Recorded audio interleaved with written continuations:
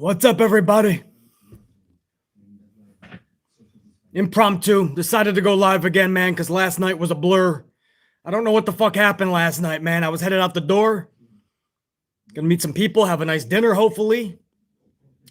Not literally in a restaurant. I probably should have elaborated. I'm not allowed in restaurants. I'm a fucking boogeyman with cooties, evidently.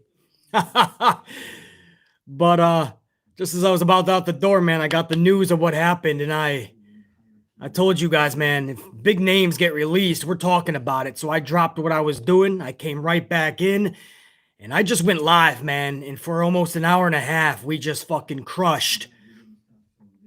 Just an insane fucking news cycle with all of these releases. I gotta be honest with you. I'm no more I'm no more smartened to the idea of releasing any one of these motherfuckers aside from a couple names you guys know who. I'm no more fucking keen to the idea this morning, and I know I won't be next week or the month after. And we're starting to hear now that it's not just budget cuts, which I already told you last night. It ain't fucking budget cuts. I already fucking told you that.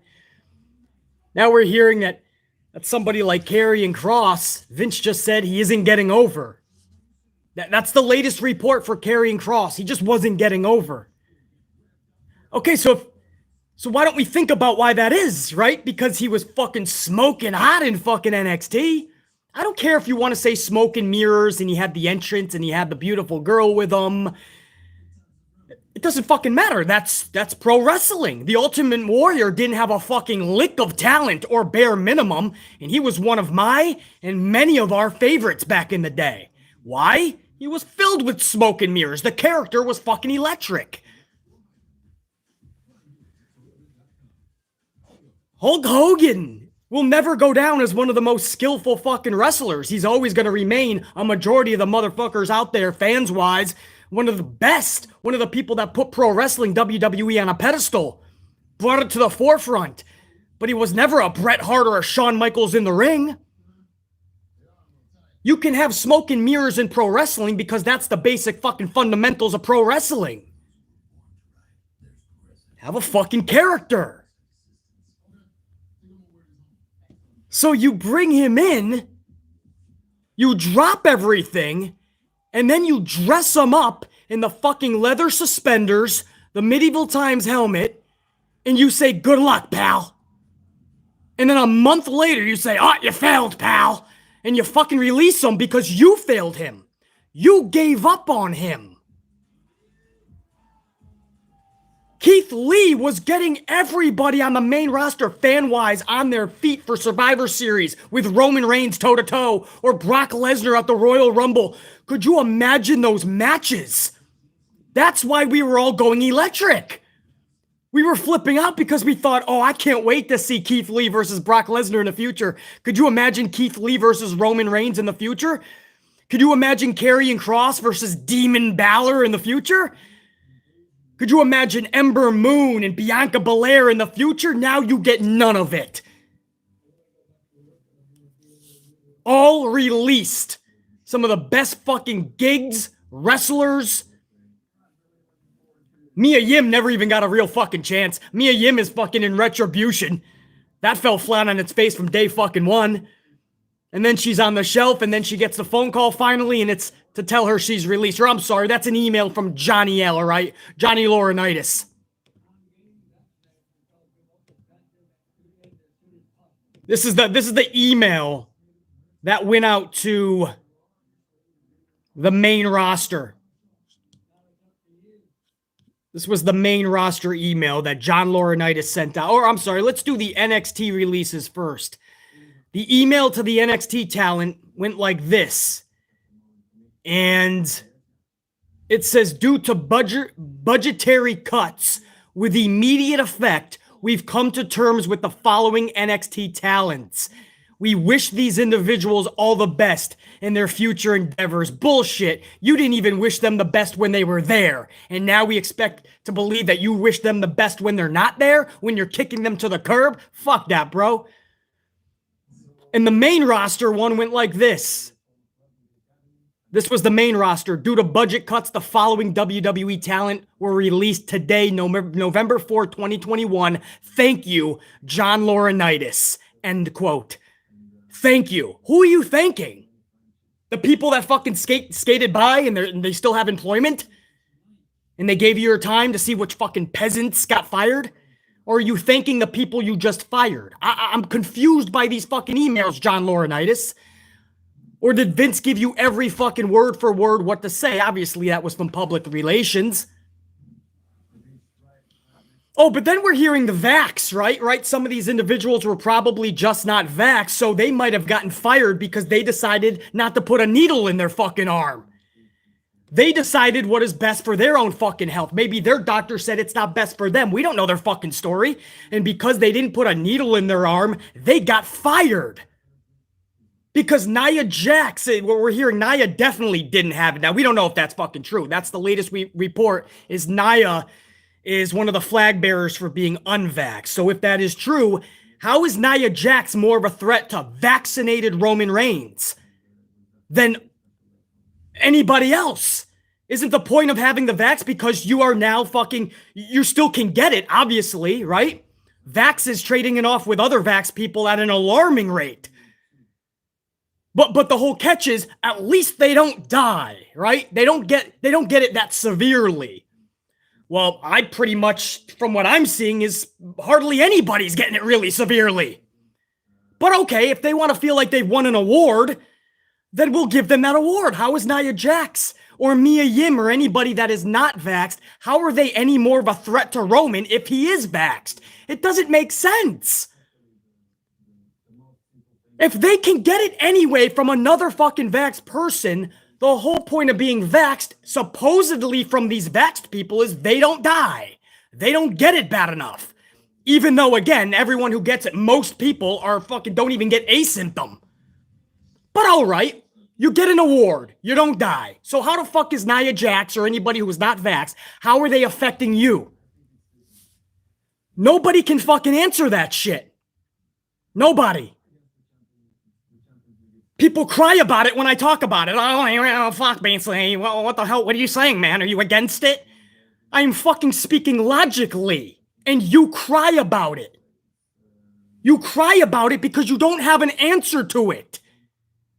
You just get upset. Because that's what we do today, right? We just get upset. We don't have an actual factual response or a rebuttal. Just put it in your arm, you tell everybody. Just put it in your arm. Think about Auntie Beth. Think about fucking Grandma Linda. Think about fucking compromised Carl.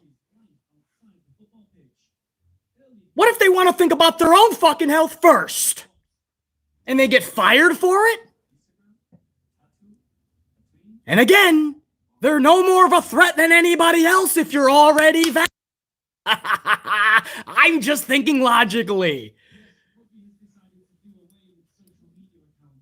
So that is an excuse. It's an excuse. Vince, again, if he wants to sell, which is what it looks like he's priming to do, if he truly wants to sell, this is putting all his ducks in a row. So if somebody comes along, he can say, oh, my talent is vaxxed. They're all shot up. They're ready to roll. We got no troublemakers. He's ready. All my contracts, everybody's ready to go. It's a fucking good old NBA. Keep doing your thing, Kyrie. That is an excuse. They couldn't get over is an excuse. Because you put the suspenders on that guy. You put the medieval times fucking helmet on that guy. You made Limitless into a bear cat and put a growl on his theme music. You did that. And who are they going to get over to? A bunch of fucking 8-year-olds? It ain't going to happen. You didn't learn your lesson when you put the choo-choo sound effects on Braun Strowman. So you make fucking Keith Lee a bear, or a cat, or a bear cat, or a demented seal, a penguin zebra. Who the fuck knows, man? It ain't gonna get over. It's stupid. Limitless already got over. Limitless Keith Lee was the badass that you didn't just want to see on NXT, but he proved to the main roster fans and audience that we wanted to see that cat on the main roster. Go back to Roman Reigns in that face-to-face. Go back to the Brock Lesnar face-to-face. Don't even take my word for it if you don't want to. Go back to the reactions that Keith Lee got when he went face-to-face with the big boys. Oh, we couldn't wait for those matches. But no, Vince has to fucking ruin that. Strip it down. Strip them of their confidence, their self-esteem, strip them of their identity. Because everything has to be the WWE way, man. You have to be molded into what Stephanie McMahon calls everybody's their Marvel character. Everybody's like a Marvel superhero with their own brand. Why the fuck wasn't Limitless okay? Karrion was a walking fucking character getting over by the fucking minute. So let's ruin that. Let's strip all of it away. It's almost like he did that knowing he was going to release them. I'm going to fucking embarrass the shit out of them. I'm going to humble the fuck out of them. Strip them of everything. And then say it's your fault you didn't get over. Kick them to the fucking curb. This almost looks like it was by design.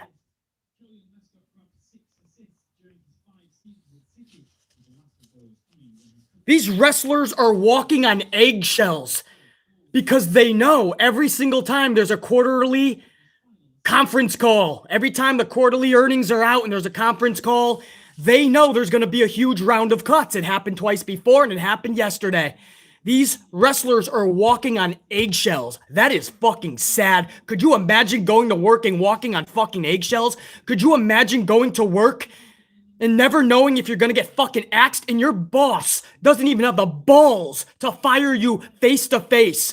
He has a yes man email you, not even phone call, fucking email you. A phone call's bad enough. Some get the actual phone call with the email. Now, Vince, you're breaking your fucking back, breaking your fucking bones, blood, sweat, and tears left in that ring. And your boss doesn't even have the fucking time of day for you. To just say, hey, thanks for everything. We're going to part ways, though, because of XYZ. No. Johnny Laurinaitis, send out that mass email. They walk on eggshells. Don't believe me. You look at Ember Moon's post that she put on social before the conference call. And it literally said, and I quote, this was Ember Moon on social before the conference call, no matter what comes your way today, keep your chin up. I know I will. I'll say that again. Minutes before the conference call, Ember Moon, no matter what comes your way today, keep your chin up. I know I will. And then an hour after the conference call, an hour after the releases, Ember Moon posted this. All I can do is laugh. Think about those words. I want you to fucking close your eyes or keep them open. But picture Ember Moon. Picture everything she has done for that company. I want you to picture how good of a wrestler Ember Moon is. I want you to picture her epic matches in NXT. What she can do. Stone Cold Stunners from the top rope. Diving off the top rope with that Eclipse. Basically a flying Stone Cold Stunner. She breaks her fucking leg because Vince McMahon has her chasing the Catering Crusaders. I want you to picture Ember Moon. And her career ends with an email. And she says, all I can do is laugh. That is the ultimate. There's nothing else I could have done. I gave it all. I almost didn't even come back from that injury. I almost didn't come back from it. She almost never came back to wrestling because there was a lot of complications from the injury. I wonder if Vince even gave a phone call. I can't wait for the tell-all from Ember Moon. And when she comes back, she is told to go to NXT because we got nothing for you. I bet you Vince never thought she would get over again, but she teamed up with Shotzi, who was probably supposed to be a throwaway team, and they ended up getting over. They were really good together. So what did Vince do? He split them up because he saw that they were getting over, and he took Shotzi. Put her with fucking Tegan Nox or some shit, and Ember Moon's like, what the fuck? We were just getting over. I'm doing everything you're telling me to do. And then they kept her off for more fucking months. And then when she finally got the call, okay, I'm finally going to the main roster, right? No. Now you're getting the fucking email saying, pack your shit or we'll send it in a trash bag. But you're gone. And you're waiting for a response, and the poor girl, all she can say is, all I can do is laugh. I mean, what are the chances that this is happening? And unfortunately, pretty fucking good. Unfortunately, the chances are pretty fucking great that this would be happening to a talent like Ember Moon. I can't even fathom how you lose somebody like Mickie James. How do you take somebody like Mickie James and say that you are one of the people that needs to get out of our company because you ain't doing anything for it?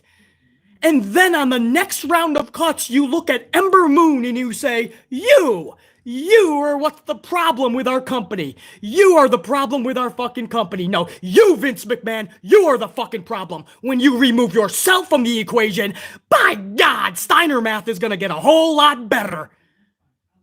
It's going to be a lot more accurate with Vince McMahon out of the equation. The math will start to add up. Mickie James is the fucking problem? Wyndham Rotunda, Bray Wyatt's the problem because he's too defiant? Because he's not easy to work with? Because he thinks his character should be booked better in winning matches that he's losing too simplistically and it doesn't make sense and it doesn't fit the character and it's only hurting the company, not just himself? But he's too difficult because he gives a fuck. Malachi Black, when he was on that 7-month hiatus, and they told him he was going to get a phone call saying when they were ready for him to come back. He said he wasn't just waiting around. He was trying to call everybody to say, hey, I have this idea. I have this idea. Malachi Black gave a fuck. And because Malachi Black gave a fuck, Malachi Black got his walking papers. He was fired. Cut, released, get the fuck out of my company. You give a shit too much. You care. I can't have that in my company, said Kennedy McMahon. Because Wyndham Rotunda cared too much, Wyndham Rotunda got the boot. We heard the rumblings that Mickie James had all these ideas for the women's division, so Mickie James got booted because she gave a fuck. Ember Moon is too fucking good. You gotta leave. You're gone.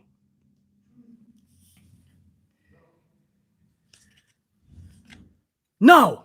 If you're asking, am I any less heated this morning or today than I was last night when I came in front of all of you when this light went on and we went live last night, and I didn't know what the fuck to expect. I didn't know what I was going to talk about. Obviously the releases, but I didn't know which direction.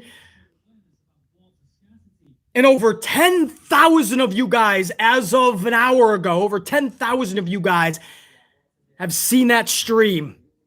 And the bulk feels the same way as BC. There is no excuse you can possibly give that is acceptable. That status, fuck that shit.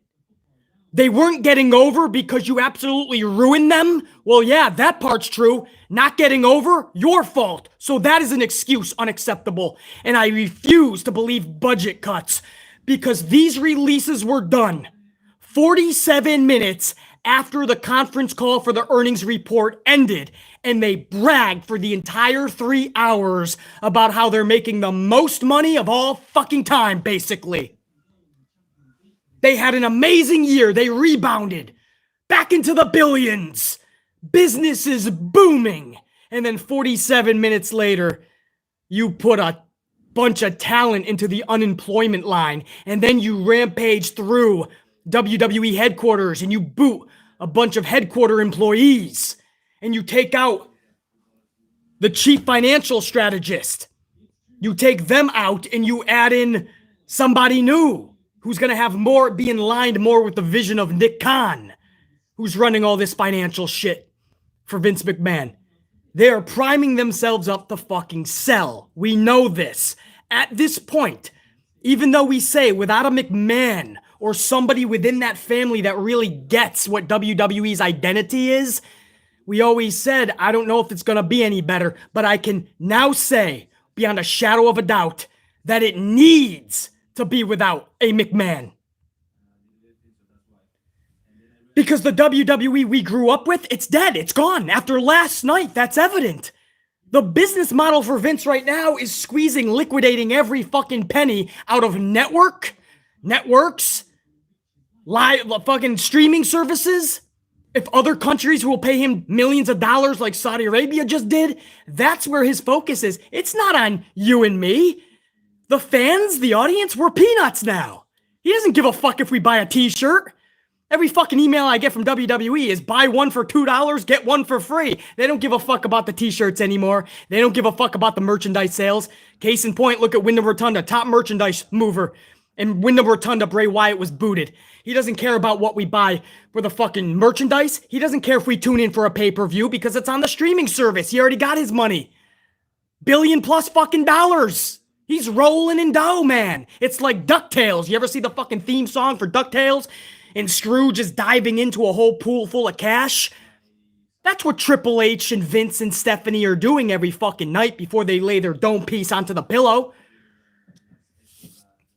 Dun dun dun dun dun dun dun dun dun. Life is like a mystery. It's fucking DuckTales every night in the McMahon household. Dive headfirst into that pot of gold. All that fucking cash. Because we are peanuts. He doesn't give a fuck about the $10 you're going to spend or the $20 or the $30. He don't give a fuck. He's big time now. He's liquidating. He's going to sell all the fucking rights. He already sold his WWE network. He sold his fucking soul when he went to other fucking countries for millions and millions of dollars, even though a lot of the talent didn't feel right about it. He didn't give a fuck, bro. Payday. He got the $1 billion+ from the networks to hold his SmackDown event. Got it all. I think he's one big network deal away whenever USA's is up next. I think he's one big deal away, and then that sale is going to be complete right after. I think he wants another $1 billion, brah. If McMahon gets one more $1 billion, McMahon's gone. And the McMahon family will follow suit. Who buys it? I don't know. Comcast, Universal, I think would be the best suited. I mean, they already got the Peacock. Peacock is owned by Universal, which is owned by Comcast, correct? So I believe that would be the best fit. They're already in the wrestling business, as Ted Turner used to call it.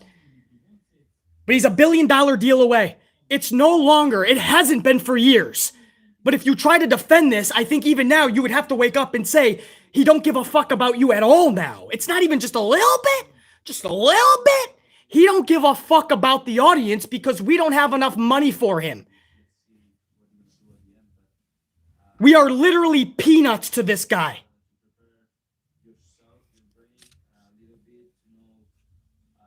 He doesn't care about who winds up in an unemployment line. He doesn't care if you just had a fucking kid. He doesn't care if you have a family to support. He doesn't care about what's going to happen to you. He doesn't give a fuck. It's just ruthless aggression when it comes to business.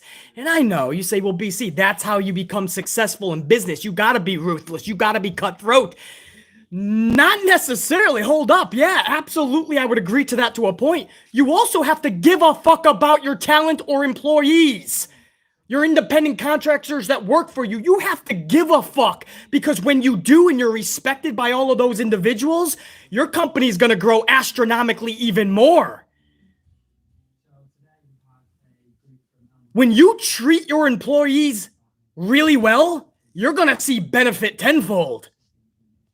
There's ways to go about this you could have done. Do you realize ROH wasn't making these and ROH was on fucking life support during this pandemic. But ROH did not cut their people loose. They did everything possible to try to make sure everybody had a fucking paycheck or was taken care of. Meanwhile, this dumb son of a bitch cocksucking Vince McMahon is making billions even during the pandemic. And he's fucking letting all these motherfuckers go. But what the fuck happened? Before the pandemic, you were hoarding everybody. And then all of a sudden you change your mind when people needed you the most, when people needed money the most, when people needed your support the most, and you turned to them and you said, fuck you!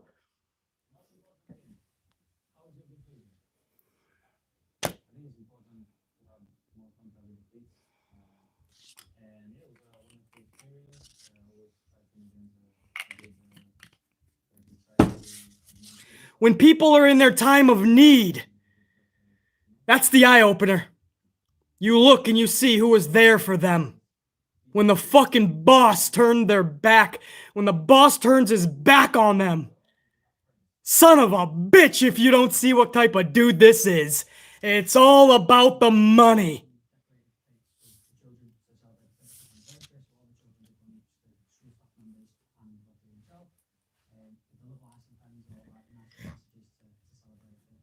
They just bragged. Do you realize why everybody is so upset, even more so about this round of cuts? Is because they literally just bragged about how good business is and how much money they made last quarter. And then they turned around and they put fucking 18 talent so far, more probably to come today, who knows. And then they put a bunch of employees at headquarters. They fired a bunch of people. But business is good. No other company's doing that shit. Why do you, the richest motherfucker, have to do that? So you can get another few fucking $1,000 into your bank account? Liquidation. Because when he sells, he wants to make sure that everything looks great on paper. That's what people do when they're about to sell, guys. That's why you see people getting cut like that. And that's why you see Nick Khan taking WWE headquarters and he's taking departments and he's putting them together and he's firing whole departments. Because on paper, when somebody is about to buy your product, your company, they want to make sure that everything on paper looks crystal fucking clear. When they look at that piece of paper, they want it to look like a fresh lobster from the Pacific right next to a fucking filet mignon with a nice bottle of Chardonnay or Merlot. It's got to look pristine. He wants everything to look good on paper for a potential buyer with a fucking bow right on top of that son of a bitch. And he doesn't care who the fuck gets roasted in the process.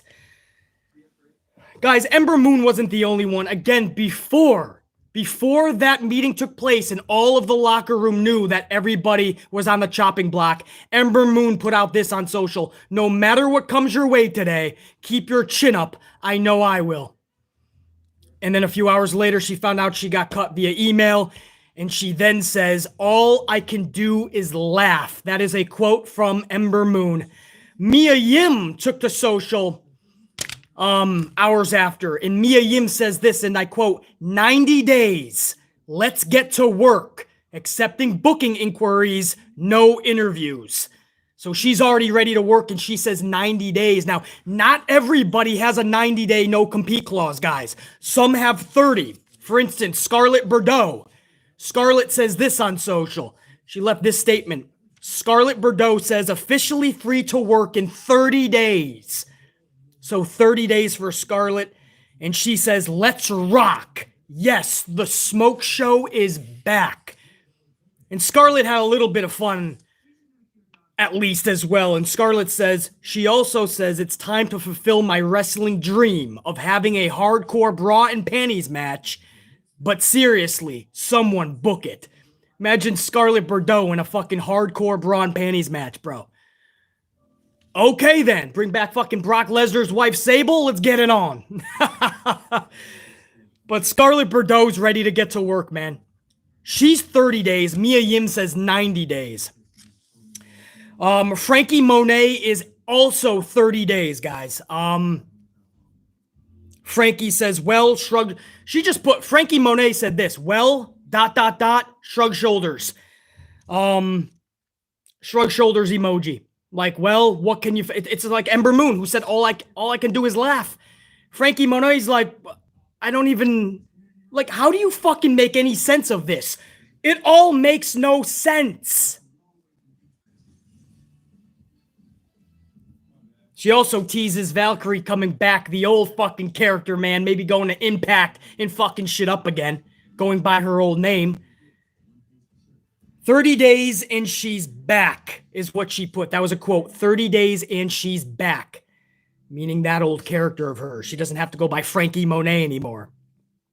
She also went amplified status on age. Fans were saying that maybe she's too old. I believe she's 38. And Frankie Monet just flipped the fuck out, bro. Flipped out on motherfuckers. And she started talking about how age should not make a damn worth. And I agree with her because she can take out half of the women's roster at least, wrestling-wise. I was looking forward to seeing Frankie Monet. In all honesty, somebody like Frankie against Charlotte, I think would be a badass match. Just like I wanted to see Ember Moon and Bianca Belair. I mean, there's certain matches that I just know would gel so fucking awesome. For the men, like I said, Karrion Kross versus Demon Balor would have been so much fun. Keith Lee versus Brock Lesnar, if you do it correctly with an awesome story. Keith Lee versus Roman Reigns, and we're going to be able to see none of that shit now. So Frankie Monet is 30 days too. I started to see a pattern where like NXT is 30 days and maybe the main roster was 90 days, but B-Fab, she got released as well from Hit Row. Now, she's main roster now, but she got a 30-day is what we're hearing. So that's still listed, and that would make sense. I mean, it doesn't make sense, but that would be probably why it looks like she was in the email that John Laurinaitis sent to the NXT talents. B-Fab was named in that list to NXT talents. So for some reason, Hit Row, I don't know if their main roster is just a test session and maybe they're all going to be fired within the next 90 days. And this is just a test for McMahon to see. I don't know, but they're still listed as NXT talent. So Hit Row better be careful, man. I don't think any of them are safe right now. But B-Fab, I believe, is a 30-day as well. She didn't really release a response. She's just kind of responding to other people sending love her way. And it's kind of like Keith Lee. Keith Lee did not issue an official statement as of now, but he did respond to a fan on social who claimed it was Keith Lee himself that came up with the Bearcat gimmick. And Keith Lee was not about to hold his tongue. Keith Lee said, no, it was not Cap. Capital letters. No, it was not. LOL, he put. In other words, what the fuck are you? Do you think I would come up with Bearcat? So Keith Lee did respond to a fan because there was this big story within the community. The WWE defenders, you know, those type, they defend everything they do, even when it's an obvious shit show or an obvious fucking just poor decision after another poor decision after another poor decision. And they defend everything Vince does. Well, they were saying, oh, it was Keith Lee that came up with the Bearcat. And Keith Lee, now that he's released, he's not holding his tongue back on it. He's like, no, it was not. I was fucking limitless. I was fine. People loved my shit. That dude tried to ruin me, is what he said to Vince. He stripped down the character. He rebranded for no reason. He kept me off at the wrong times. He made me lose when I came back after fucking nearly 9 months. Think I would do any of that? You think I would book myself like that? That's what Keith Lee is saying, man. I'm so glad he responded. Because this will shut anybody up that thought it was Keith Lee that came up with Bearcat. Karrion Kross, man, this was an eye-opener one, man. Karrion Kross says this: I heard you all the entire time. And he left a video with that. It was a video of a cemetery. In other words, buried from the jump. The second he came out with those suspenders and the medieval times helmet, buried. And he wasted no time. He wanted people like BC amplified. He wanted people like my boy JD. He wanted us to know that he heard us the entire time. He heard us. He knew. He knew. Hands were tied. He was shackled up. But how fucking amazing. Like for that guy, I just picture him posting that, you know? A couple hours after he gets fucking released, and what do you tell your fans? He was honest. I heard, it wasn't like I didn't hear you. I heard you guys the entire time. I knew I was in the process of being buried. I was fucked. That's what he said. If that's not, if that doesn't hit you emotionally, man, like if that's not just some sad shit, bro, I don't even. This is not the WWE I grew up loving, man. I was even when it was not cool to be a wrestling fan. You guys, I don't know. There's probably some older fans that remember that. A lot of you guys probably came around the Attitude Era, maybe even Ruthless Aggression, where it was still cool to be a wrestling fan, man. Like everyone had shirts. You would go to school, and it was the cool thing to do to talk about it. You could be an adult and at work, and you were talking about it. And then obviously it became uncool again. But even when it wasn't cool, man, I was proud of WWE. I mean, I loved it. I loved the Ultimate Warrior, Macho Man Randy Savage, the Big Boss Man, Tito Santana, the Mountie, Rick Martel, Texas Tornado, Jake the Snake Roberts, fucking Warlord. You guys remember Warlord? Or Akeem, the one-man gang? Am I going way, way back? Kamala, King Kong Bundy, Andre the Giant, my boys Bobby the Brain Heenan, Gorilla Monsoon, Lord Alfred Hayes. I love the WWE, man. I'm talking way before the Attitude Era. You know, I loved it, bro. And over the past, since I've had this channel for 5 years now, you know, I still wanted to regain that same love. And that's why I tried to call out all the fucking bad, hoping that somebody in that company or all of these companies will listen and say, hey, they're onto something. They are actually right here, there, over here. BC's right again here. Let's just try it this way. Let's listen to our fans. And I tried, and I tried, and I tried, and I tried. And it's clear now. He's not listening to us, man. We are peanuts to Vince McMahon. He literally don't give a fuck, man. He's big timing right now. He only gives a fuck about the big time billion-dollar network deals or the streaming services, the countries that are offering tens and tens of millions of dollars. We are peanuts. He don't give a fuck if you buy a pay-per-view because he already got the billion plus from Peacock. He doesn't give a fuck if you buy a t-shirt. It's peanuts. He's giving them away right now online. He doesn't give a fuck if you show up to the arenas anymore because the arenas were being they weren't even being filled, not even half. So now they're going away from a real touring, an old school touring schedule. So he doesn't even give a fuck about that anymore. He doesn't care about you, me, any of us fans. He's done with that. And when you stop listening to your fans, when you stop giving a fuck, check you later. Company's dead. The company is dead. The company's done. You keep releasing people like Wyndham Rotunda and Malachi Black and Mickey James and Ember Moon and Keith Lee and Karrion Kross. Who the fuck are you going to have left? Ninja Tozawa should be on cloud 9 right now. Vince giggles when he sees the ninja chasing around flipping Reggie. And here comes R-Truth with his fucking Christmas tree outfit, chasing the ninja who's also chasing. Here comes fucking Morrison bouncing around in a rabbit outfit with the Miz, squirting each other with squirt guns. Here comes Doudrop. Doudrop is dancing her ass off because it's fun for the kids.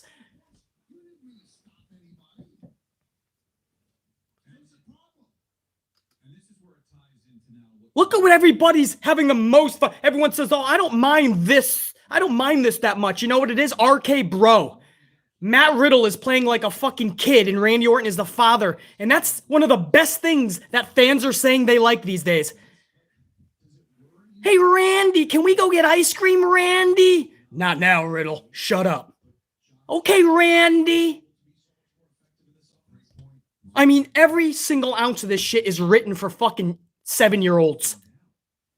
And you wonder why ratings can't get past fucking 2 million on Raw. They can't even fucking budge 2.5 on a fucking Fox SmackDown. Most weeks barely fucking touching 2 million, and that's on fucking network television. That's not even cable. Raw is fucking around with 1.5s. But it can't change if you don't listen to your fucking fan base.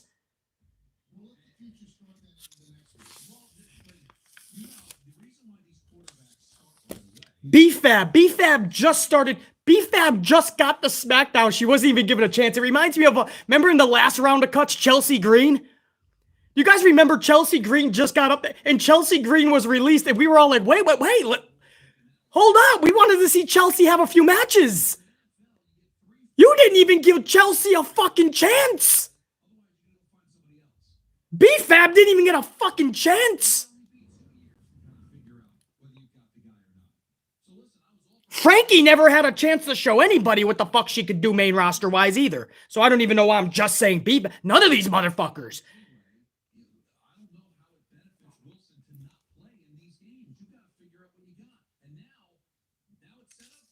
You know, it's... I mentioned Frankie Monet. It's a good thing that I bet you Vince had John Morrison with this whole yoga gimmick because he knew she was on her way out. So I'm gonna fucking let him do yoga now. So when I really hit him with the stress test and tell him his fucking girl's gone, kumbaya namaste, bitch. Hey John, how you doing? By the way, we just we cut your wife. Bye, dude.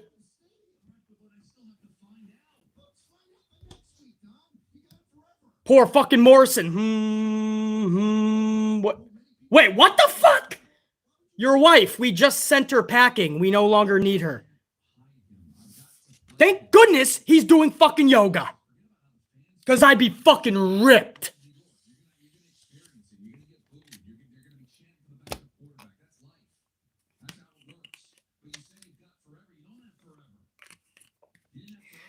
My point is this. They don't give... Most of these individuals didn't even get a chance. Ember never had a chance to even come back to that main run. They're not giving... Karrion Kross and Keith Lee were never given a fucking chance. Keith Lee, even before he had the health issue, he wasn't given a real chance. So none of these people were giving a fucking chance. That's what pisses people off the most, is they were internally sabotaged. And it looks like it was on purpose. They were sabotaged and then kicked to the curb, almost so Vince could look like he has his hands clean in the process. It's not my fault. They didn't get over. And it's almost like he threw Nia Jax and Eva Marie in there to shut up people like BC. What are you complaining about? You said you wanted them gone. It wasn't about having them gone. It was just about them getting fucking talent to have a 20-minute match with somebody like Asuka or Sasha Banks. That's all we ever wanted. I didn't want Nia to necessarily lose her job. I wanted her to go back, get actually trained so she's not injuring 13 females in a 5-year period. I wanted Eva Marie to come back with actual wrestling skill if she was going to. That's all we were ever asking. Come back with wrestling talent. We don't necessarily need people to get fired or not be in work. But if you do come to WWE, make sure you can wrestle, though. That's all we're fucking asking.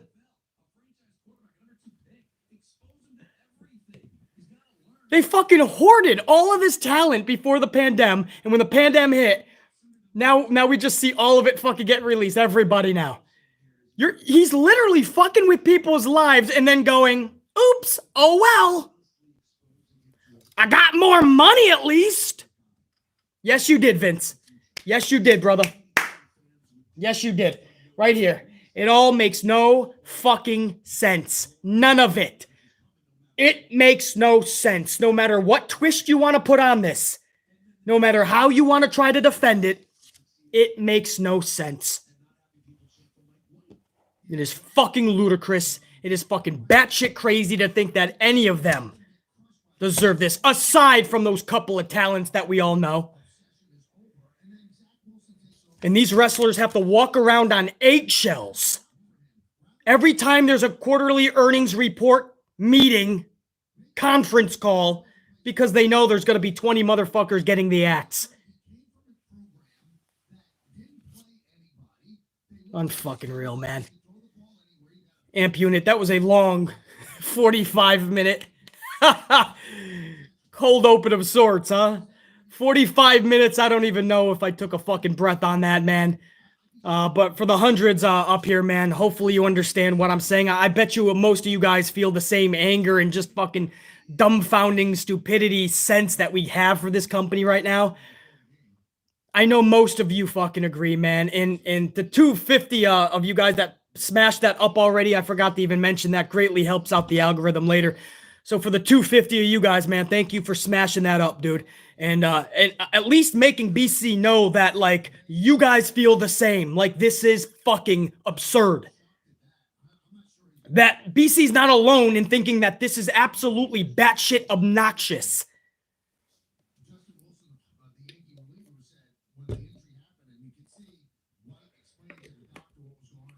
And I saw some VIP supers coming in here, guys, and I want to get to some of those right now.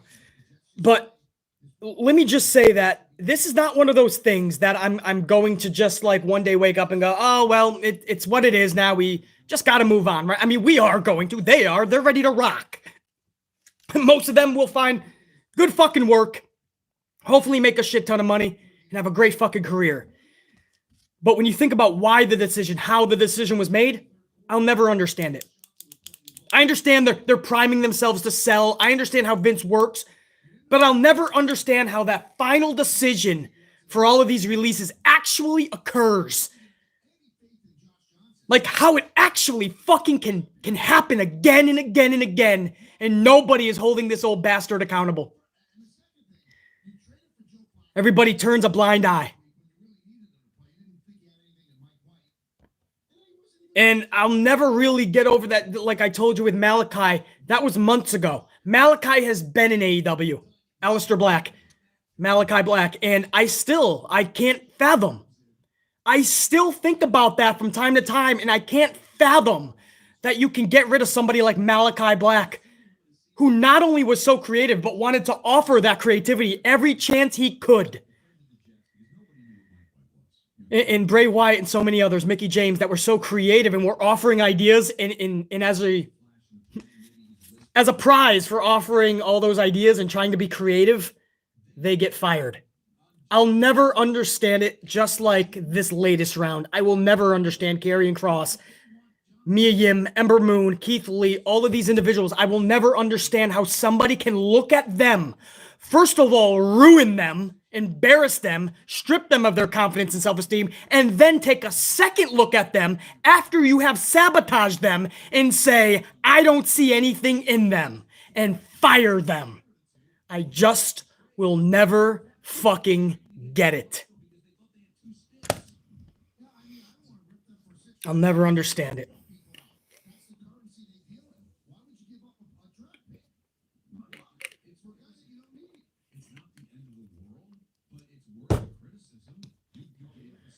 There's some VIPs up in here, guys. Let me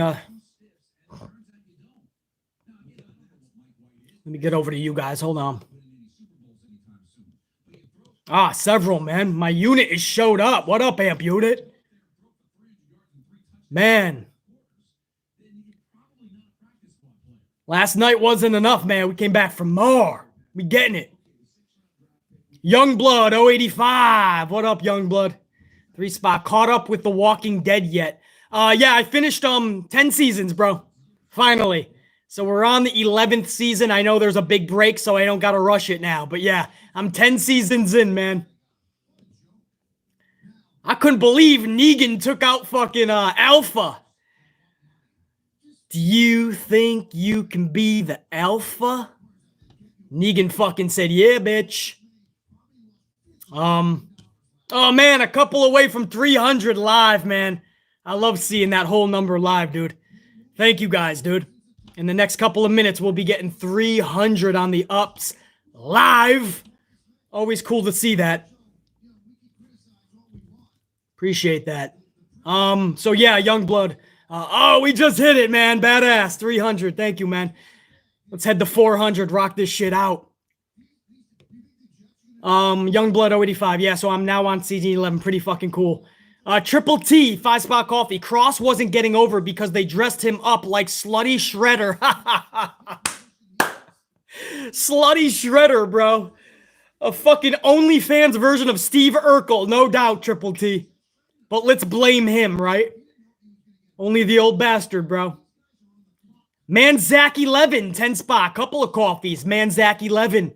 I think it's time for WWE to end the brand split at Survivor Series, have title unification matches, and start from scratch. Nothing can hurt any worse right now, Manzak 11. Manzak 11, have you even heard anything about Survivor Series? It's in a few weeks. It's in a couple of weeks. The company isn't even fucking focused on that, bro. They don't give a fuck. It's on. They already got their $1 billion+ from Peacock. They don't give a fuck if anybody gives a fuck about it. They don't give a fuck if they have a completed card or not. They don't even have to mention it till a week before. Because Vince already got his cash. He's not even concentrating on the Survivor Series, bro. That's the sad part. Manzak 11, I appreciate it. Quincy Gray, what up, Quincy? 5 spot coffee. I just going to say it. Nobody wants to buy WWE because 1 million times 0 is still 0. I know, bro, but he's making it look attractive, Quincy Gray. As much as we do laugh about it, he's making it look so fucking amazing. I told you, Vince McMahon is one of those sleazy car salesmen. He doesn't speak as good as Paul Heyman, but he is. And he's going to shine this up really nice on paper, so potential buyers are going to go, fuck, this looks attractive. I say we do this. And Vince selling Quincy Gray, is it really going to be a bad thing at this point? Because the fucking company's dead at this point. Janelle Layton, what up, Janelle? 2 spot. Biden rule Jan 4th, Keith Lee heart condition. Biden rule January 4th. Keith Lee heart condition. I don't understand the super, but Biden has a lot of rules, though, to which none I follow. But yeah, Lee's heart condition. He thought he couldn't come back to wrestle, actually. But he was able to come back, man. So maybe he didn't get the shot because he felt he was already immune naturally, which is even more fucking effective. And he didn't want to fuck around with his heart. Who knows, Janelle? Carlos Ray. Yeah, Janelle, you're saying he was not vaxxed, right? He probably wasn't. We'll find out. But he has a heart condition, so I can't say that I would fucking blame the dude. I mean, you have to look out for your health, man. You can't just get a shot because other people are telling you to, care about fucking, anybody with conditions or older people. You have to also think about yourself. Keith Lee got fucked up.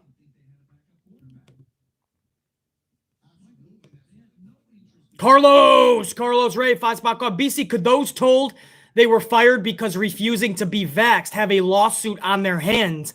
I don't think so, Carlos, because the way that administrations are doing this federally is they're making it to where you get it or you're just a bad guy. In federal law, I mean, courts are just letting this go. The courts don't give a fuck. Carlos, I guess you could have lawsuits probably, but I haven't seen a court yet actually letting people, sticking up for those that are not vaxxed. So they would have a tough time. For the ones that got fired because of the vax status, Carlos, they're going to have a hard time with a lawsuit. They're just going to.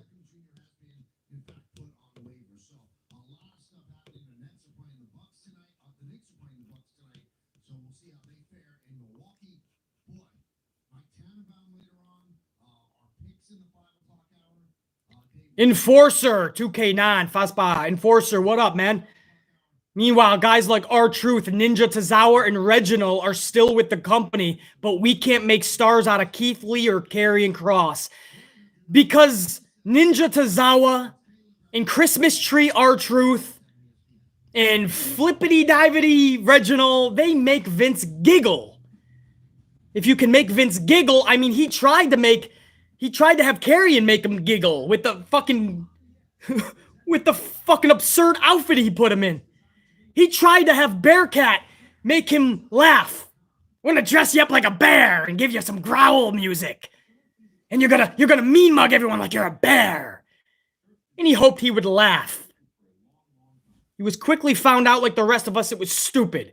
And when they couldn't make Vince giggle, they found their way to the unemployment line. Enforcer 2K with another 5 spot says, how do you fire The Fiend, Aleister Black, Rusev, Keith Lee, Karrion Kross, all cool, over characters that could have been your future top guys? Because his name's Vince McMahon and that's what he does. That's his MO, Enforcer. I wish I had a fucking more sophisticated answer for you, but it's pretty simplistic at its core and you know it. Chris Underwood, $4.99. Chris, haven't seen you in a minute, man. My man BC. This is 100% preparing for a sell. These people don't care about their fans or talent one bit. It will come to haunt them in the end. Not before they're mightily rich, Chris Underwood. But you're right. But at least you see right through it as well. He doesn't care about the fans. He doesn't care about his own talent breaking their backs in that ring for him. He only cares about the bank account at the end of the day. And whoever gets destroyed in the process, and however much the product suffers in the process, well, fuck everybody. As long as he's living that ducktail life and diving off that diving board straight into a fucking pool of money, pool of cash, well, that's all that matters.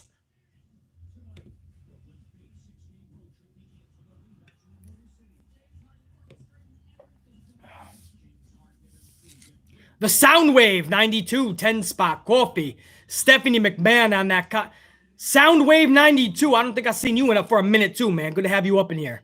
Stephanie McMahon on that conference call comparing WWE stars to Marvel characters was so disgusting because if WWE treated their stars like Marvel, they wouldn't have to cut them in the fucking first place. I added the fucking in there for Soundwave, but absolutely Soundwave 92.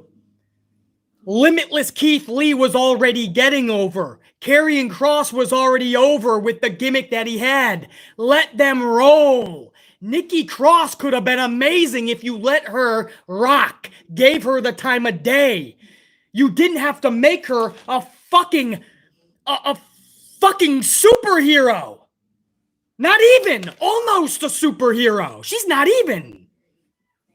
So Stephanie McMahon, Soundwave 92, should have said, we're like Marvel, but not quite. We're almost like Marvel. Weed Whackin' Willie, 5 spot coffee. What up, Weed Whackin' Willie? I can't stand Nia Jax, but her saying earlier she was fired for wanting more time off for mental health pisses me off. And support her. Yeah, I remember when she walked out of the company too, though, Weed Whackin' Willie. Even before all that mental health shit, she walked out because she didn't want to do the job to Sasha Banks. Do you guys remember that years ago? And then she also wanted the time off for mental. She was not the easiest to work with from what we've heard. It's like another Charlie Flair situation. That's why I always laughed when Charlie was in there with Nia, because you knew both hate to sell and you knew that both are kind of hard to work with. So you put them together and you got to see who's more stubborn than the other. Weed Whackin' Willie, no doubt. Mr. Anything for Salinas. What up, Mr. Anything? 5 spot coffee. Vince McMahon makes it clear he doesn't care, but then has the audacity to use words like season premiere and loaded show when he promotes this shit. Mr. Anything for Salinas, he's pimping everything out, though. He's pimping everything out because he's liquidating any fucking penny that fans are willing to give him. So I say this all the time. Do you remember when WrestleMania was also WrestleMania SmackDown beforehand and afterwards? And then it was WrestleMania Backlash. He actually called it that. WrestleMania He pimped out his biggest event of the year. And he put it on a bunch of shit. Or what about Hell in a Cell on a SmackDown before Hell in a Cell pay-per-view? And then you had Hell in a Cell. And then on Monday Night Raw, you had another Hell in a Cell match. He pimped it out. The Money in the Bank concept. You just saw it again a couple weeks ago, correct? With the Fatal 4, and they were climbing to get the fucking contract. Who the fuck just won that, guys? There was 4 individuals. They were all wrestling. Was it the Seth Rollins match? With Owens? Maybe Rey Mysterio? I fucking forgot, man. But that's basically Money in the Bank. He's pimping the concept out. Now we see fucking a ladder match, it seems, every week.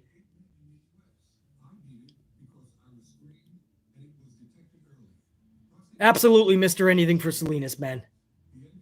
Jer9, Seth, Balor, Owens, Mysterio. Thank you, brother. Yes. That's basically Money in the Bank. They just took the briefcase off and they put a fucking actual contract up. He's pimping out all the concepts. And then he uses season premiere again. And then he uses things like shake-up and brand split, even though fucking there is no brand split. Anytime he wants somebody to come over, he just has them come over. He says things, new era. Do you guys realize that we had a new era 3 times in the last 5 years? I don't know what the fucking first of the 3 eras was even called. The dumbass era? The dipshit era? The dumb fuck era? What is it?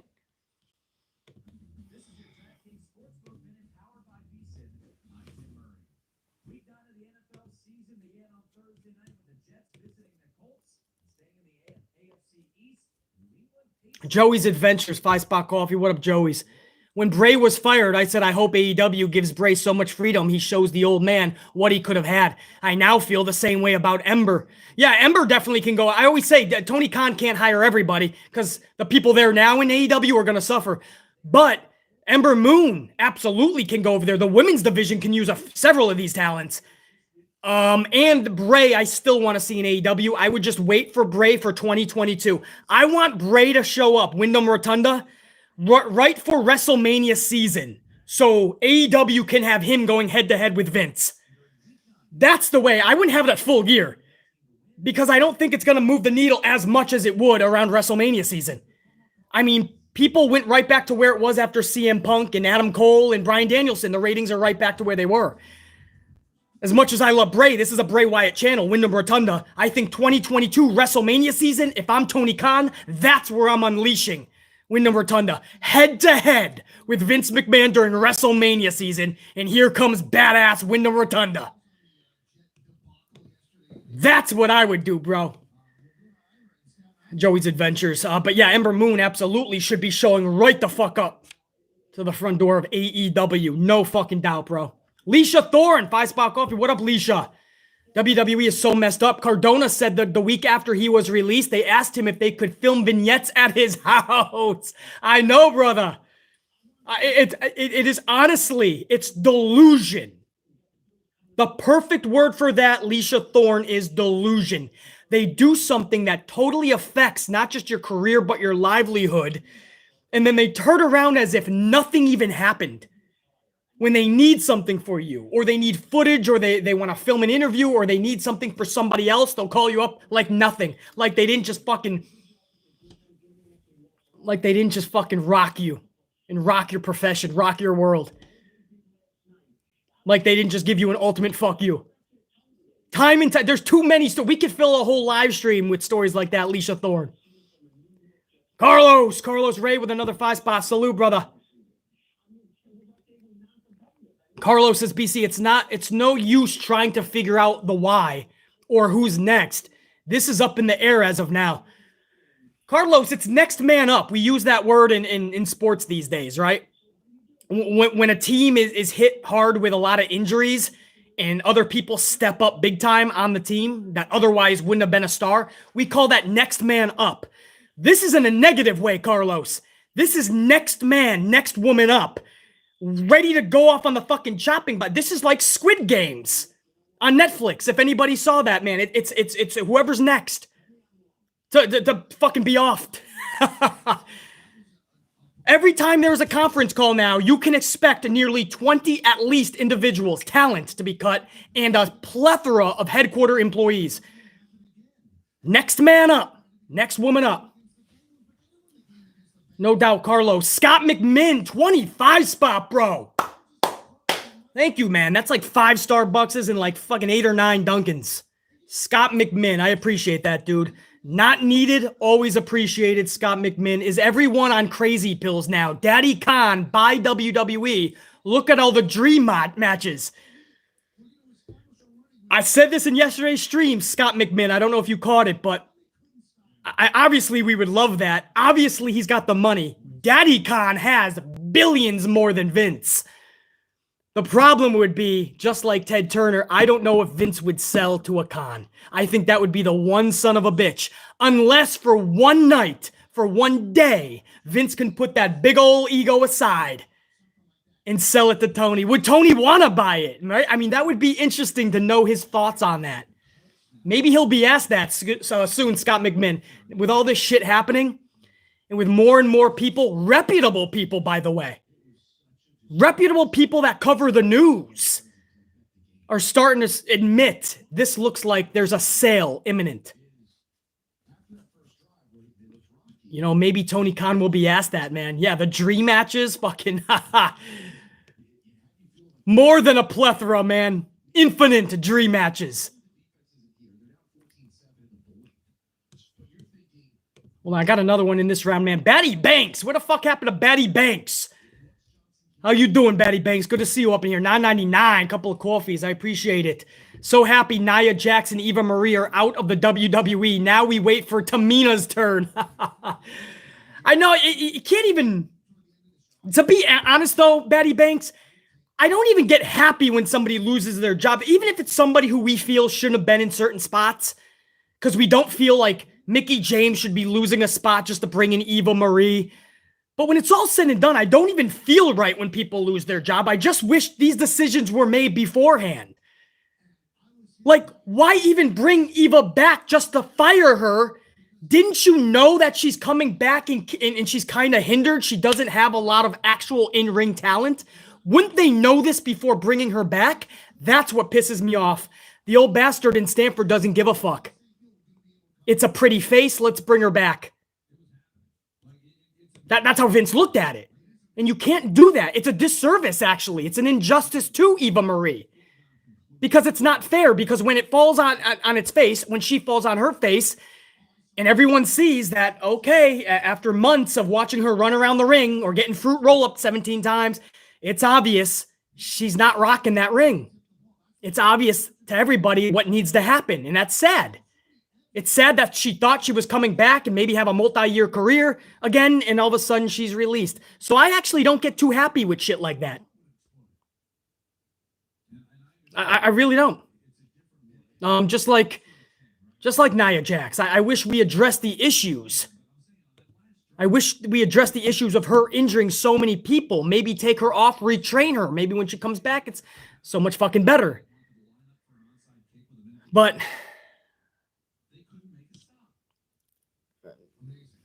the old bastard, man. It's the best thing I could have fucking possibly fucking said, man. It all makes no sense. Batty Banks. Before we fire people, let's think about why they're on the roster first, why we are hiring them. Do they have the talent to be there? Let's ask those questions first, man, and then you ain't even got to fire people.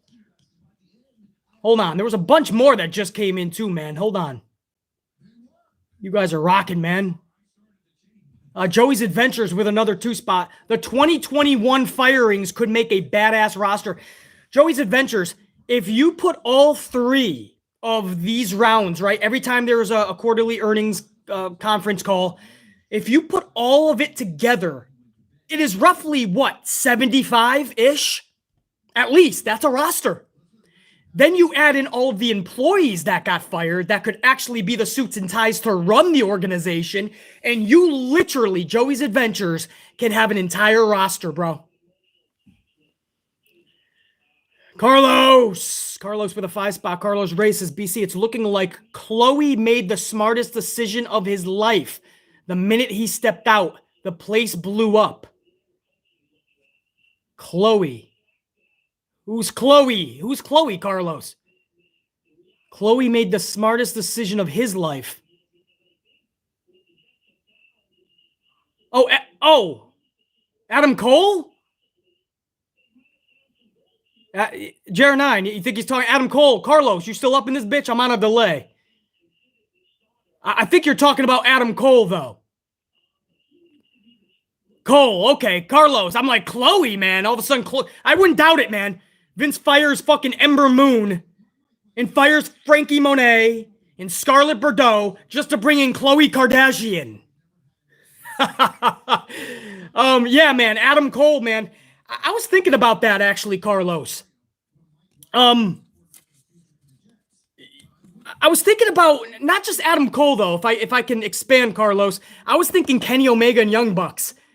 When they were about to sign with WWE, but they took a leap of faith and they started AEW with Tony Khan and Cody. I'm thinking now, could you imagine what Kenny Omega and the Young Bucks are actually thinking? That could have been them. They could have signed with WWE, and here we are 2 years later, and they could have been the ones getting fired.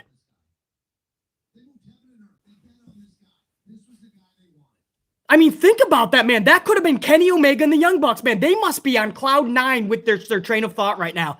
Like, damn, did we make the right decision? So, yeah, Carlos, no doubt, man. Jack Burton, $4.99. What up, Jack? Okay, fantasy booking here. Imagine this. House of Black, Malachi, Karrion Kross, Scarlett, and Ember Moon. Jack Burton, let me go a step further because that's intriguing as fuck. Remember in yesterday's stream? I think you were here for it. I believe I even got a fucking super from you. So, Jack, think about this. That could be the fucking catalyst to one of the big storylines that we need to be captivated by. Because I told you guys yesterday in that stream late last night, when this news broke, I said the reason that CM Punk and Bryan Danielson and Adam Cole were not able to keep the ratings pinned at a high number was because you also have to follow it up with something so captivating that we are glued for the entire duration of a story. That's what made Scott Hall and Kevin Nash work so good when they debuted in WCW. It just wasn't because they were big names in WWF. It was because the NWO angle had the world captivated. That is the one thing that AEW is missing right now. They're putting on much better shows than WWE, but they're missing the one storyline. And AEW diehards, there's several hundred people still in the afternoon right now on a fucking Friday that are watching this. So I know there's diehard AEWites out there. You know BC's correct. We are one massive, captivating story away from pinning people and raising that number up. We're lacking. They have some good storylines, but we're missing the one captivation one, man. I'm not saying it has to be to the levels of NWO. I'm not even sure that's even possible with today's wrestling. But we need that story that the world of pro wrestling is talking about. So that's what we need. That's what made Kevin Nash and Scott Hall so fucking epic in WCW. It wasn't just because it's, oh shit, Razor Ramon and Diesel. Who was that? Jack Burton. So yeah, but to go back, that could be the catalyst to a storyline like that, man. When you're thinking of Aleister Black, Malachi with Karrion Kross, and the ladies are Scarlett and Ember, and you let her be Ember from the original NXT? Fuck, bro. Unique Butterfly. Good to see Unique up in here with that 5 spot. In response to the ending of the brand split, I don't know if it would be effective. It would be because of WWE's refusal to build superstars.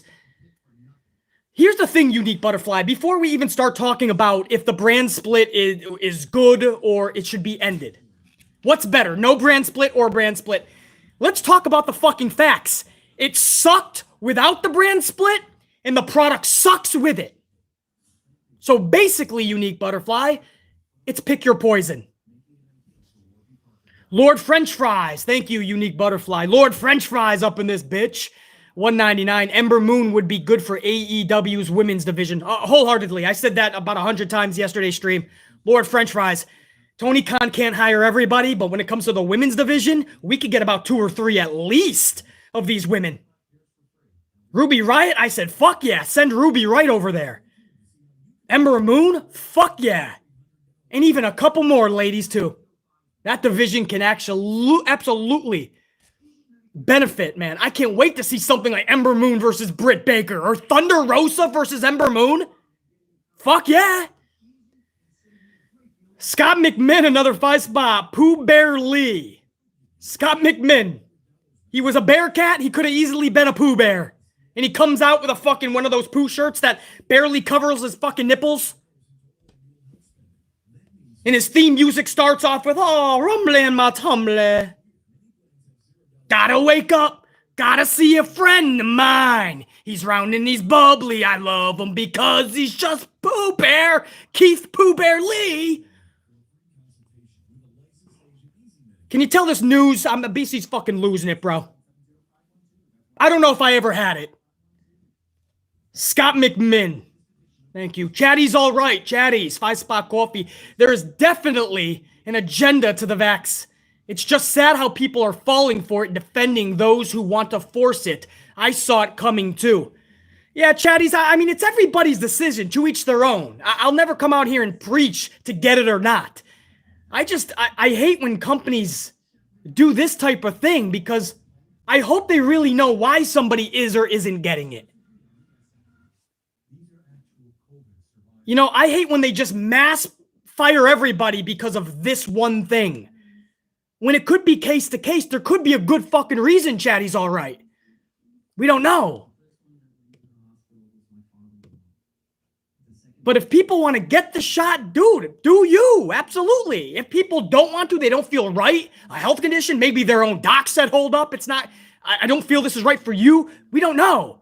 So do you. But I'll never preach to anybody who's doing the opposite, man. I don't, we should never be preaching what somebody else should do with their bods, I feel, man. So Chatty's all right. I feel you, bro. Youngblood 085, 5-spot, Youngblood. But BC, shout out to Daryl. Finally getting some action in 10-18. I know, I said that too, bro. I forgot who I was watching with, but maybe I was watching that.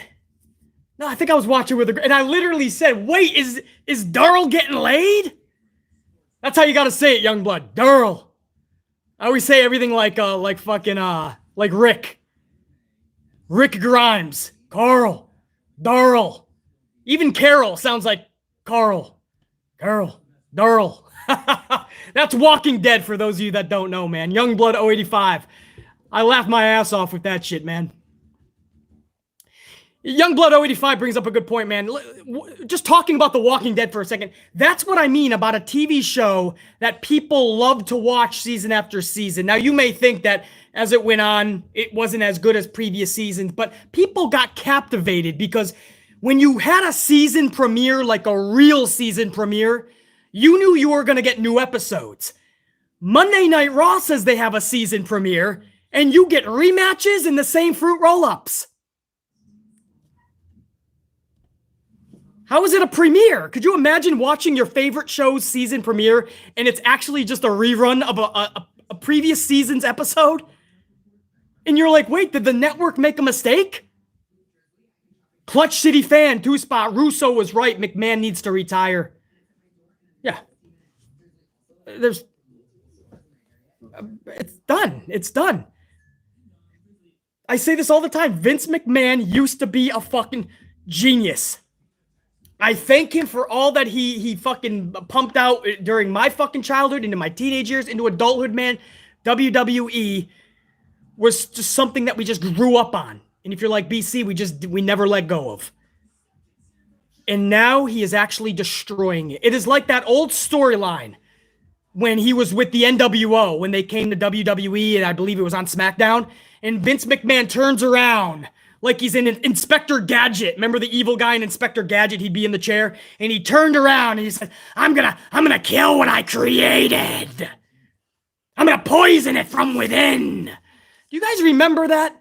And I always stopped. The moment I saw that, I said, that would actually be something he would do when he gets older on in life. He's got the mindset where he wouldn't want anybody close to him to actually be running it. He would fuck over somebody like Triple H just so he can't get his hands on it. He'd sell it before he lets anybody he knows get their hands on it. And basically, I am seeing this guy sabotage his own product, his own company. I am seeing McMahon do that left and right every fucking show. Clutch Shitty fan, no doubt. Mr. Anything for Salinas. 5-spot coffee. Keith Lee on Instagram had someone accusing him Bearcat was his idea. Quickly shot that down, saying no. Really makes you think about almost Nikki Cross. Yeah, Mr. Anything, I went over that in this stream, actually. I went over his exact quote. Somebody said it was Keith Lee's idea, and Keith Lee responded, and I quote, no, it was not, LOL. And the no was in capitals. So Keith Lee was like, no, it fucking wasn't. I had nothing to do with that Bearcat shit.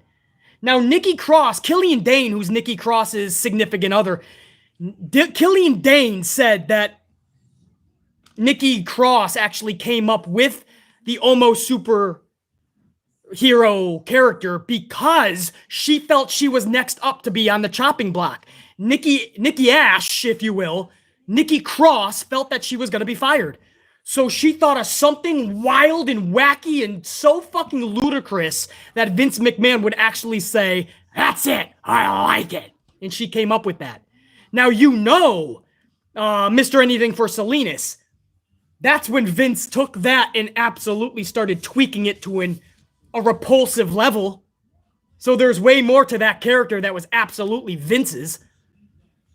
But the reason Killian Dane and Nikki Cross had to even come up with that superhero almost character is because Cross felt she was on the chopping block. That is sad when somebody like Nikki Cross and that wild, crazy character that she played, that isn't good enough for you, Vince. You need to dress her up in a fucking silly Kevin Hart snowball outfit, costume. She looks like she went fucking, she's ready for trick or treat every fucking night.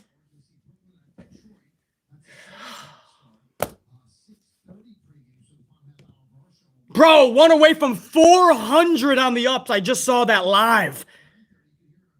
I love to see that live, man, those whole numbers. A little bit of OCD, man. I appreciate every single one of you that took a moment to smash that up. I just saw that live go over 400.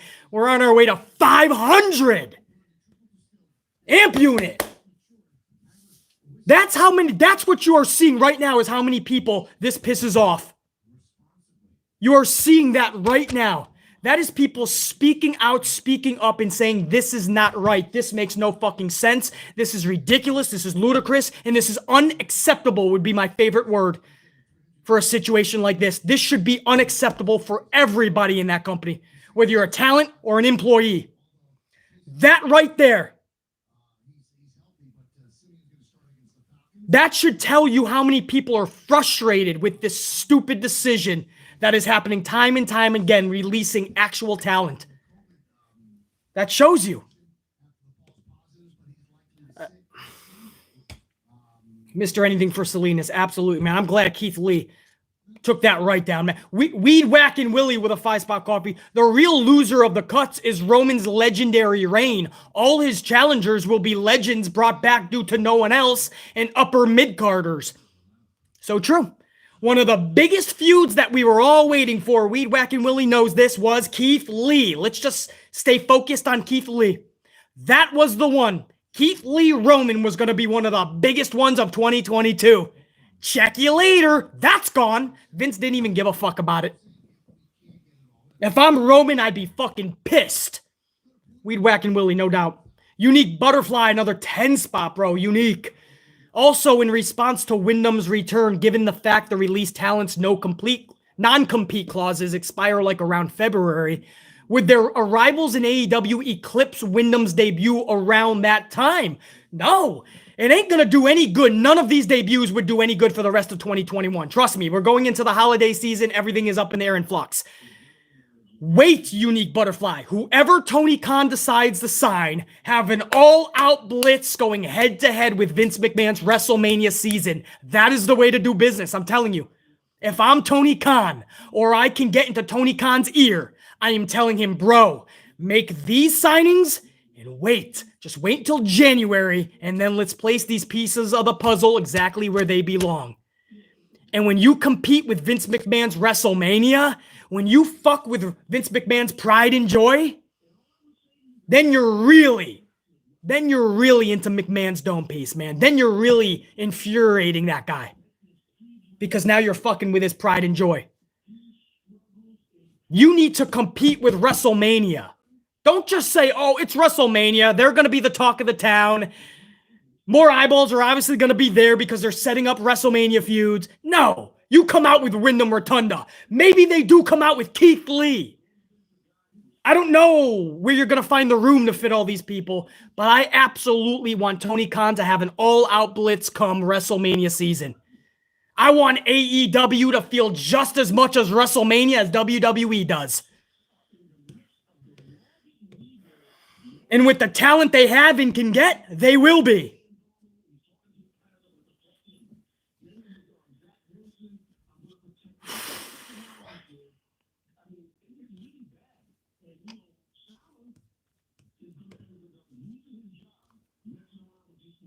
Unique Butterfly, no doubt. Thank you for the love and support. Unique Butterfly. Carlos with that 5 spot. Carlos Ray.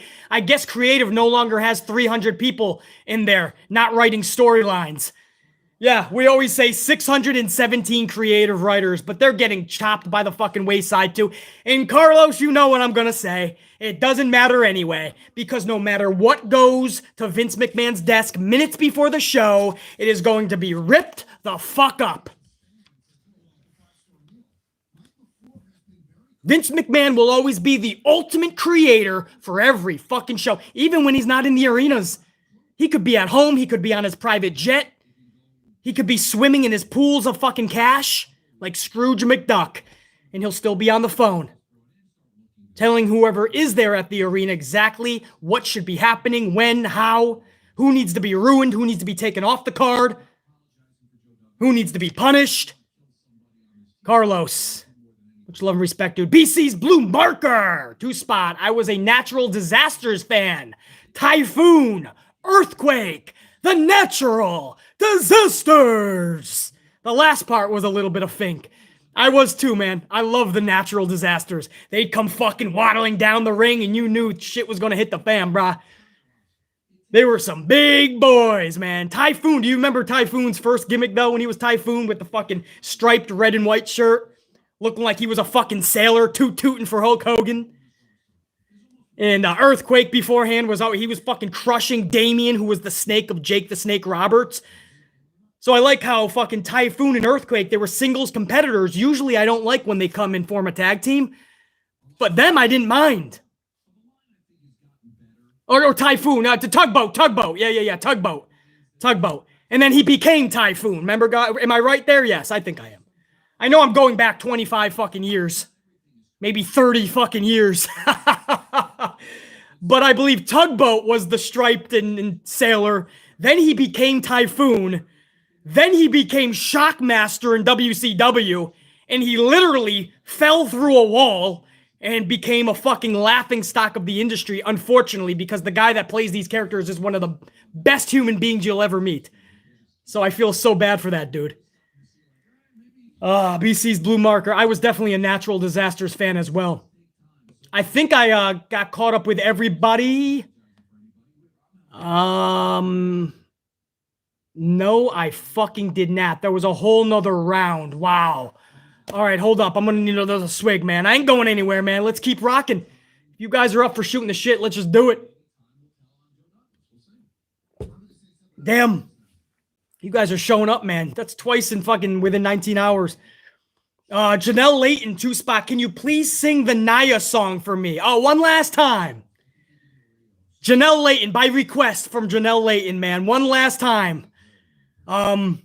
Because I didn't even think of that, man. She's gone now, man. Her last visual in WWE was her getting her arm storyline broke by Shayna Baszler. All right, one last time. She injures most girls.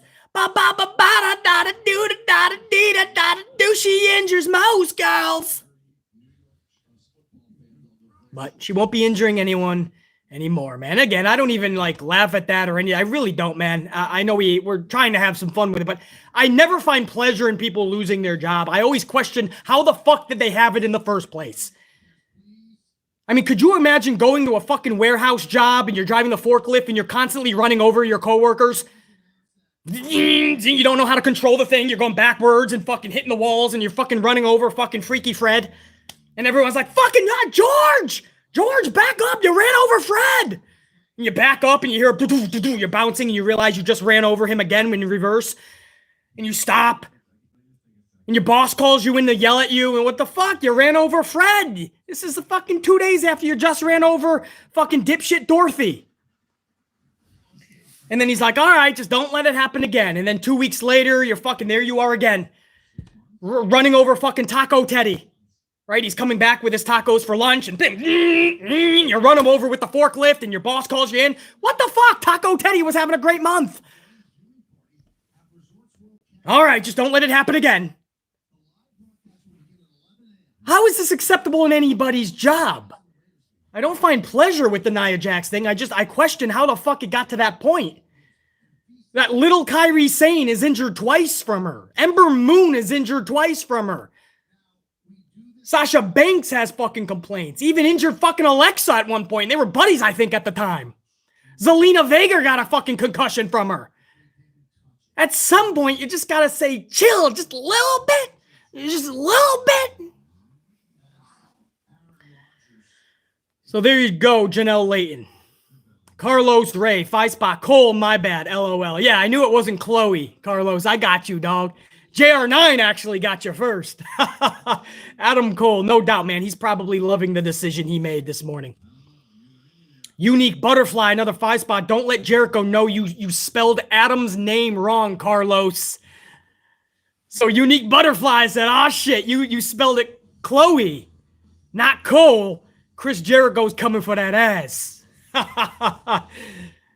Unique Butterfly, man. Jericho is the name spelling police. If you guys missed that, I also streamed that yesterday, man. Poor Kalisto. He sent out some kind words in respect to Brody Lee, John Huber, and he spelt John's name wrong, and the community started flipping out and taking sides, and it's all because Jericho said on social, 8 minutes after Kalisto sent that out, Chris Jericho posted, you spelled his name wrong. And then the wife of Brody, of John Huber, said, is it so much to ask that you respectfully make sure that you spelled a guy's name correctly if you're going to name drop them? That was nearly a quote of what the wife of Brody said. So that was a huge debate in the industry yesterday, for those of you that don't know. So that's what Unique Butterfly is talking about. Unique Butterfly, Carlos. Thank you guys, man. Scott McMinn, another 5 spot. Scott, thank you, brother. One good story. Invade WWE for real. Show up on TV. Buy the hard cam view. I love it. Now, are we talking AEW? Fucking storming. Like, remember when WWE showed up to WCW in a fucking tank? This was not a WCW storyline. This was D-Generation X. This was WWE in their storyline. WCW wanted no part of it. They shut the fucking gate on them. They had security kicking them out. So maybe Scott McMinn is saying, brah, if WWE is already in the shitter, let's have AEW fuck with them. Love it. Absolutely fucking love it. Quincy Gray, 5 spot coffee. Quincy says the wrestling world needs a third company like ECW. That's what made wrestling in the 90s because of it. WWF, WCW, and ECW. Quincy Gray is actually right about this. I don't think the Attitude Era comes about without ECW. In fact, I know it doesn't, not to the level that it became. Now, I don't think we can ever have an ECW again. And Quincy, you know that. We just live in different times. Unfortunately, everybody is too soft. But you are absolutely right. We need an edgier company that is going to be able... AEW, at least, I will say this about AEW, Quincy. They push the fucking boundaries, bro. Sometimes too much. Sometimes I don't think that the kids that are watching need to see 17 people flipping everybody off. Relax. We understand you can use the flip off. Doesn't mean everybody has to flip everybody off. I think it's too redundant. Everybody doesn't have to use the word bitch. You don't have to say the word shit 13 times just because you can. Being edgy just means doing it in the right moments. But if you're going to have a third big tier company, it has to be something different. So I do agree, Quincy. Unfortunately, we'll never get something like ECW back. It's not going to happen. Unique Butterfly, 5 spot. You know TK has the money to buy ROH, revamp it, and hire talent for his promotion. I think it would be the only way to bring the influx of talent. I don't think Unique Butterfly, though, that he wants to do that. I could be absolutely wrong. Next week, we could find out he bought it. But I think Tony's trying to concentrate on an AEW. If I'm Tony Khan, I'm trying to concentrate on how the fuck do I keep AEW Dynamite ratings over 1 million consistently, because he's having problems with that. I wouldn't even want to think about buying another company right now if I'm TK. It's not the time. Get your own ducks in order. So Unique, you're right. He easily could. Got the money to do it. ROH could benefit probably, but I don't know if TK benefits for a long motherfucking time. I don't think he needs a developmental territory. I don't think he needs a second brand, a second company. TK right now, in just his sophomore year of business, needs to concentrate on AEW. And Unique Butterfly also has a 2-spot saying, it's Bruce's fault that I have a stuffy nose. Because that's what Vince does anyway. He just blames all of his yes men, even though we know the final call for everything is Vince McMahon. But he's going to have John Laurinaitis send out the fucking emails. That way you have to blame John. He's going to have Bruce Pritchard have the role of lead creative, even though Vince is ripping them up and having his creative when it's all said and done. But because he's got the title, you're going to blame Bruce anyway. But they're all yes men. I get it. You can easily blame all of them. Because they all do what Vince wants. And you're going to piss off talent in the process. Big Daddy Cool 199. I'm still wondering how Nikki Ash made it. Because it makes Vince McMahon giggle. If it was Nikki Cross, it would be much better for everybody involved. The company, the fans, and especially Nikki Cross. But she knew, man. They know if you can make Vince giggle, if you can be a fucking, basically a toy for an 8-year-old, you're going to get over like nothing. That's how Big Daddy Cool. Got everybody there, man? I think I got everybody, man. Unique Butterfly guy. Carlos with another 5-spot, man. Says, BC, with everything that is going on, I still can't turn my back on WWE. I'm still going to watch. Salute. Salute to you, Carlos. And I'm going to as well. Still habit and hope, but now I know that there's no turning this around until, unfortunately, Vince is gone. I think we know that. And I don't mean gone like that. I just mean like stepping aside. I think it's obvious. As long as he is the head at the helm, the legit head of the table, this is not going to be fixed. It's sad. But yeah, I'm not going to. And I love shooting the shit with you guys about it afterwards, after a Raw, after a SmackDown. No matter how bad, I still love discussing it with you guys. So I feel you there, Carlos. Blitzball Champ 499. I feel like with all these releases, the main roster will be stuck in rematch purgatory with their booking. Think about that, Blitzball Champ. We already saw fucking rematch purgatory. Now it's going to be tenfold because you just got rid of some of the talent that was going to make these shows a little bit watchable, a little bit digestible. Couldn't have said it better, Blitzball Champ. Scott McMinn with another 5, man. Much love and respect to Scott McMinn, man. Rockstar status. If everyone walked out on a live show, maybe he would get his head out of his ass. Fans will never do that, Scott, because a lot of these live events, a lot of people who are literally there just to get out of the house, have a good time no matter what. A lot of what you see at the arena shows, that's the fans there. You know, the parents that don't even watch, but they're bringing their kids. The kids that don't give a fuck what Vince presents. It could be a match that he's putting on for the 10th week in a row, and they're going to either forget about the previous 9 weeks or not give a fuck. Or the adult that just doesn't give a fuck. Those are the people that make up these arena shows. Now, you realize before the pandemic, especially, Scott McMinn, half of the arenas, there was no asses in seats. People stopped showing up. Those were the people like you, Scott. Those are the people like BC. Those are the people like a lot of you, 500 plus right now. Still shooting the shit with the Amplified, man. That's us. We stopped showing up. And then you started seeing it in the ratings. So you'll still start to see it, Scott, but it's not going to be everybody because you're going to get the people that are literally there with their wooden bowl and wooden spoon as Vince McMahon is staring over them with his fucking pile, his whole bullshit stew that he's stirring up. And those fans are going to look up at Vince, Chef Vince, and say, please, sir, can I have some more? Like Oliver fucking Twist.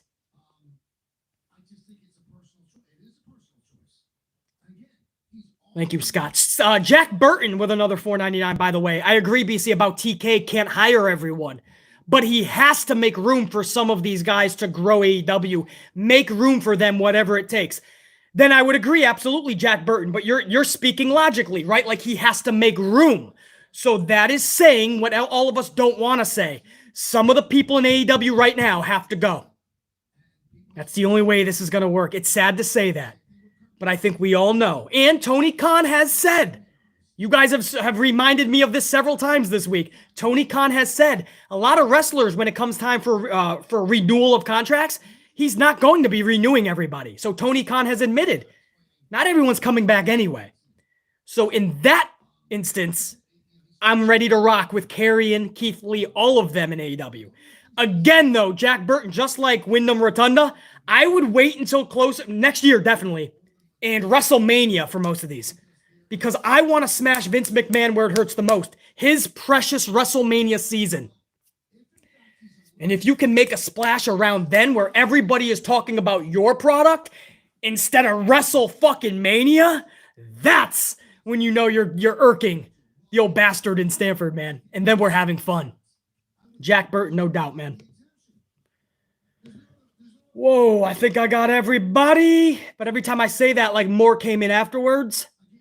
And more did come in, man. So hold on. I got some more supers, bro. Damn, you guys are fucking rock stars, man. Over 450 on the ups. I keep wanting to thank you guys on that, man, because it does two things. I always say it helps the algorithm later for the thousands that are going to tune into this live stream when it becomes a video up on the channel. But also, it shows me that you guys are just as frustrated, man. And that I appreciate, man. So I'm not feeling like it's just me that I'm finding no sense with these releases. So to the near 500 already, you guys, I really do appreciate you taking a moment for that, man. I don't take that lightly. I always appreciate that. Joey's Adventures, 5-spot, Black, Wyndham, Uno, Moon, Archer, Darby, Sting, all uniting to bring a darkness to AEW not seen in wrestling since the Ministry would make a dent for AEW. But Joey's, I don't want to see all them together, man. I mean, I understand how intriguing that sounds, but I wouldn't want to see Sting with Wyndham. I would want to see Wyndham showing up to fuck Sting up. Sting's older anyway, right? He doesn't care about the fucking glory or getting big wins over fucking people. Isn't Sting like 60 something, by the way? I think Sting is out of it, or maybe he's late 50s. Forgot what Sting is, man. How old is Sting? Does anybody maybe he's in his 60s. Yeah, 62. Now, again, I know just earlier we said age don't matter, and Frankie Monet is saying age don't matter, right? She's 38. Who the fuck cares? She's still better than so many wrestlers. And it's true. And Sting at 62, by the way, is so fucking good still. What I'm saying is at 62, I don't think Sting is going to care who he's really, if he's going to lose to fucking people, you know, or looking bad in a fucking segment that somebody else is going to get more shine on. I think Sting is going to be a company dude right now. So I don't think he would care if Wyndham Rotunda is showing up and beating the fuck out of Sting and setting something up with Darby. Or do you go bigger than even Darby? Do you go right to like a Malachi feud? Do you have him with Malachi? But Joey's Adventures, I think having all them together, that might be too much darkness. And I don't think that's going to benefit everybody. I don't want Wyndham with a bunch of people. I think that's the biggest problem I have, Joey's Adventures. And you seem like a big Wyndham Rotunda fan as well. From what I've seen on the channel, man, when you do send in supers, you know your Bray Wyatt shit. You know your Wyndham Rotunda shit. I think deep down, you don't want to see him with a ton of people. I understand he's a great leader, but I also want him to get that praise on his own. Strict Tango, 5-spot. Hey, BC, I'm glad to catch the stream live. Good to have you here, Strict Tango. The releases mean WWE is definitely being sold, and I would have stopped watching wrestling if not for AEW. A lot of people are saying that, bro. AEW is a blessing in disguise for so many. Yeah, they're the thing is, Strict Tango, nobody can even... Nope, it's not even doubting it. Nobody can negate that fact. Because for 5 years, Vince McMahon, Stephanie, everybody, George Barrios, to Nick Khan recently, for 5 years, they have said they're willing to hear any and all offers from any potential buyers. So they have never steered away from the fact that they're ready to sell. But now more than ever, people that know financials and business better than anyone else, they're now starting to say, oh shit, they're actually polishing up to sell. And I'm talking, some of these people aren't even wrestling fans. They just are saying from an outsider's point of view, I know what this is. Not just what's happening to the talents, what's happening at headquarters with the employees. They're polishing this product up. They really feel like within the next couple of years, they could be selling this motherfucker. So absolutely strict tango. And again, good to have you up in here. Smurfy Tunes, 5-Spot Coffee. What up, Smurfy Tunes? BC is live. You know this, brah, and amplified. Time to give the amp unit a good old-fashioned Claymore party. Because I almost missed the stream. Salute, BC and amp unit. Salute right back to you, Smurfy Tunes. I'm glad you didn't miss it. And I'm surprised we're still having Claymore parties. Surprised Drew even has a job still, man. Jacob Donnelly, 5-Spot Coffee. Jacob says any pro wrestling company that failed to make Keith Lee a star deserves to go out of business. No question. It deserves to live. That should be a fucking prerequisite. When you get talent like Keith Lee or Karrion, you fucking utilize. You don't destroy. You don't sabotage. That should be a prerequisite for talent like that. If you ruin them, the punishment for your company, you go out of business. I like that, Jacob Donnelly. Unique Butterfly, 5-Spot Coffee. Vince will get tired of Nikki Ash and get rid of inevitably. So sad. Unique Butterfly. The second this fucking... this bootleg RK bro, because that's what Rhea Ripley and Nikki Superhero is, almost Ash. The second that this bootleg RK bro loses its fucking feels for Vince McMahon, Rhea Ripley is fucking gone. Not just Nikki Ash, Rhea Ripley is gone. Because he already ruined Rhea Ripley. There ain't no coming back from that shit. So the second they're no longer making Vince giggle, check you later. It's done. Absolutely unique.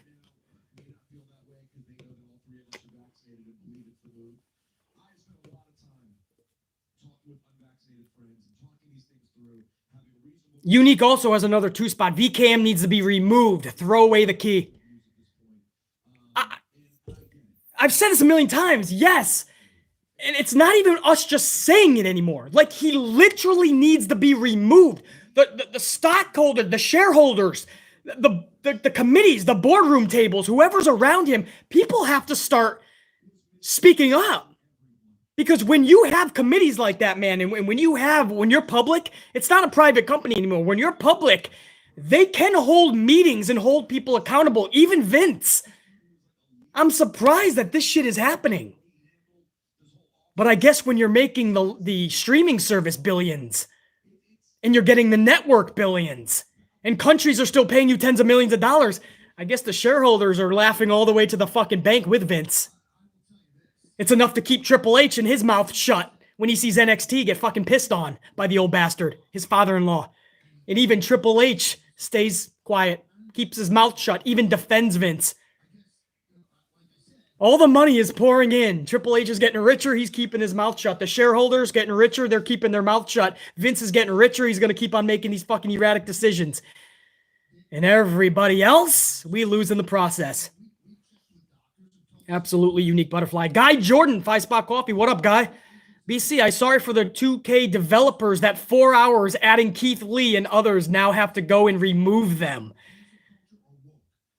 I saw something else too, Guy Jordan.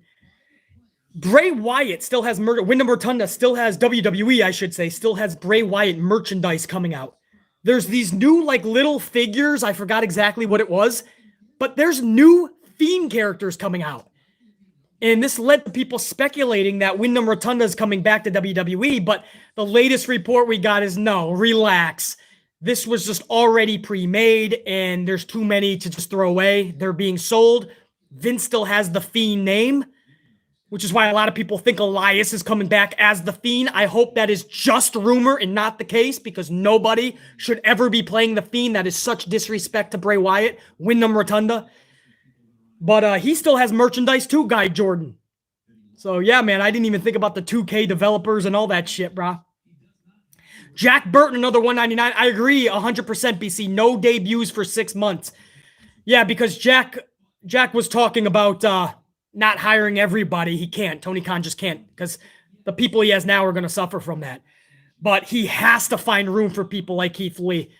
And yeah, people like Jack, people like BC, I think we see the bigger picture. If you wait a little bit to 2022 and you unleash fury and hell on Vince McMahon where it hurts the most, when it counts the most, WrestleMania season, it's going to benefit AEW the best, the biggest. Absolutely, Jack. Unique Butterfly 2-spot. Wyndham versus Darby. Wyndham versus MJF. Wyndham versus Malachi Black. Unique Butterfly is just setting up one dream match after another over here. No doubt, Unique. Scott McMinn, another 5, man. Scott, that's a salute. Wonder what Fox and USA is thinking right now. I always think that, Scott. I always think, like, when we are speaking up the loudest in situations like this, like, everybody is so befuddled. I mean, over the last 19 hours, I have seen people that actually defend, some higher up people in the community that defend a lot of WWE's bullshit. Even they are befuddled by this. And I always wonder, Scott McMinn, like, you know USA and Fox is hearing all this. Like, just like I said about shareholders and stock and boardroom committees, and, like, you would think USA and Fox are, like, asking Vince, bro, we need to talk. This is not good. I always think that, bro.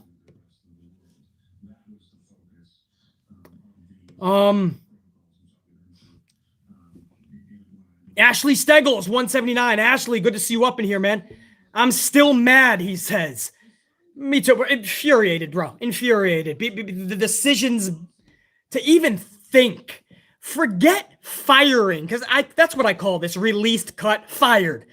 Forget firing Keith Lee and Karrion Kross and all these other names. Let's just use them two as the flag bearer for now. Forget actually doing it.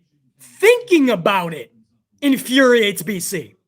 That you could think about firing that type of talent when you never actually gave them a chance, and from the jump, all you have done is sabotage them and strip them of confidence and self-esteem.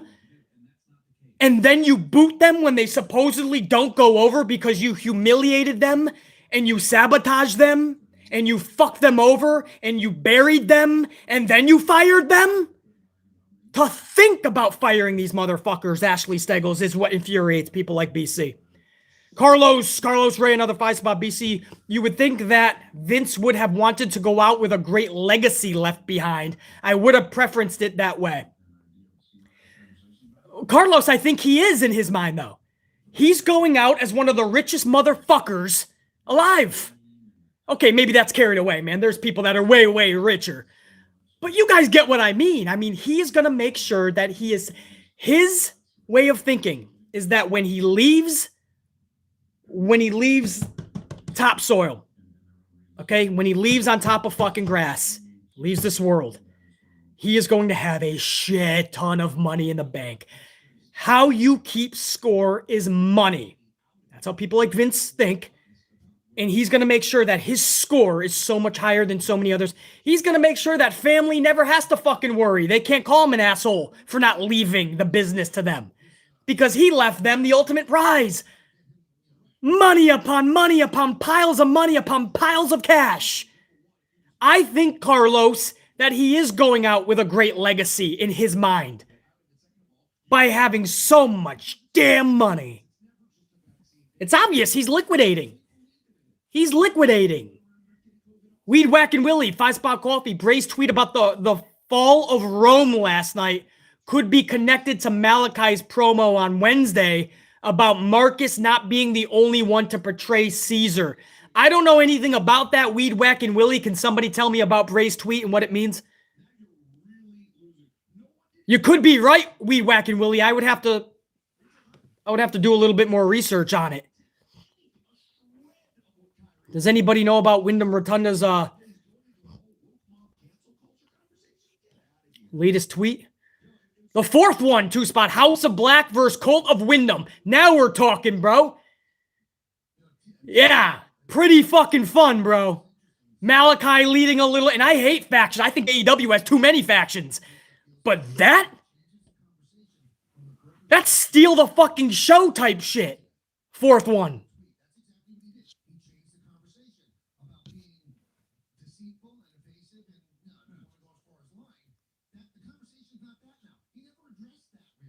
Yeah, I don't know about that. I'm sorry. I don't know about the weed whack and roll. I don't know about the Bray tweet, man. I'll go back and look into it, though.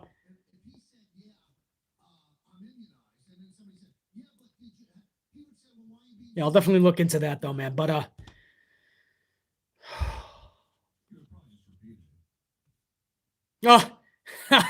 Scott McMinn, 5-spot coffee. Breaking news, USA drops Raw, picks up Rampage. Oh, hell, I dozed off. Could you imagine, bro? AEW Rampage would at that point be legitimized. Even if people turn a blind eye to it now, man. Could you imagine if USA Network tells Raw, sorry, we're gonna pass, and then ups on Rampage instead, and Rampage is on Mondays. Bro, they couldn't do any fucking worse than they are on Friday nights in that time slot. They're getting 5, 6, 700,000 tops. Could you imagine them on the biggest television night of the week, Mondays? Oh, bro. I would love that, Scott, even though we're just having fun with it.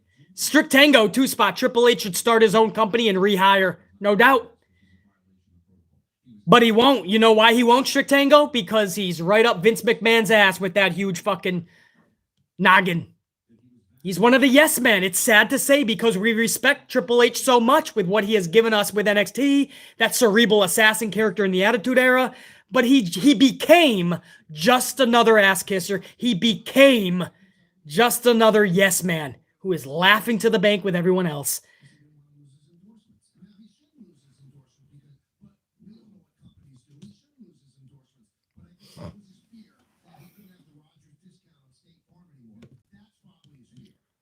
Make sure I got everybody, man. I think I actually, somehow, man, after two hours later, I think I actually got caught up, guys.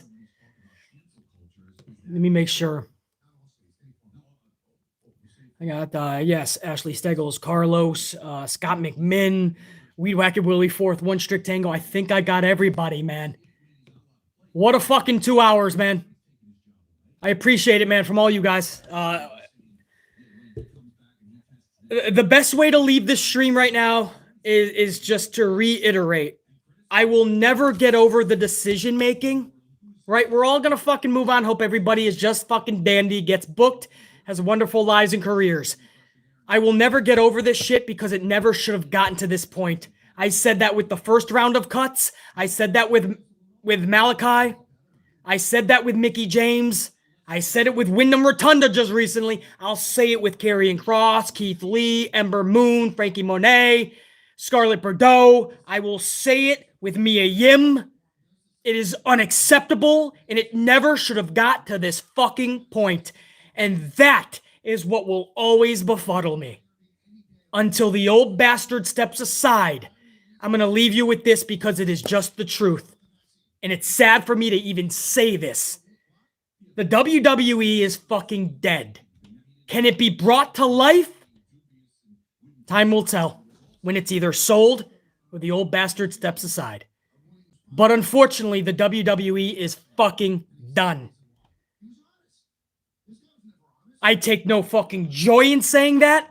This channel is based on pro wrestling. We always get together to talk about the shows, so I gain nothing from that. Me saying that statement, I gain jack shit from that. I probably lose people because they say shit. Nothing more to tune in for Raw, especially. But the WWE is fucking dead, bro. It's done. Last night solidified that. The bulk of the pandemic is fucking done. They admitted hours before, minutes before when it ended, that they were making the most money in a long fucking time, that they had an amazing year, that their projections are astronomical. They were bragging about their money, guys.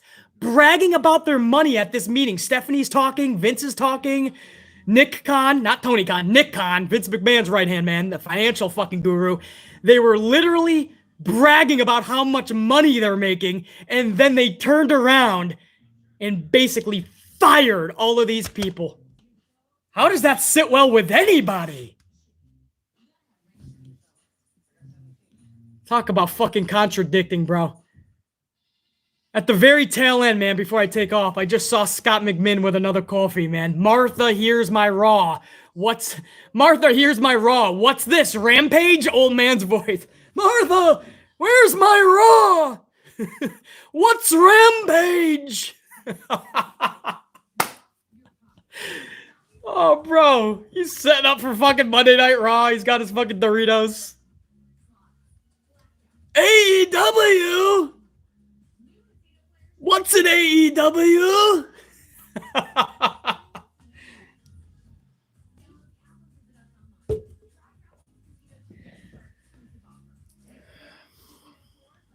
Much love, guys.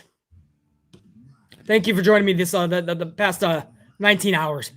3 streams in 24 hours. And most of you guys have been here every step of the way, man. Carlos, 5 Spot Coffee. Carlos, salute, man. BC, great show. Thank you. Salute.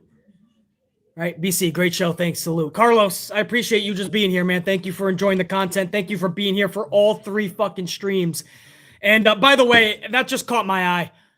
I saw that live. 500 on the ups live, man. Thank you. Not just for the algorithm, for making BC feel like I'm not alone with how frustrated I am. So for the 500 plus of you that took the time to do that live, I love knowing that it's not just me, man, that we all see how wrong this is for these poor individuals. So I really do appreciate it. And I just want to make sure I'm not missing anything before I end this, guys.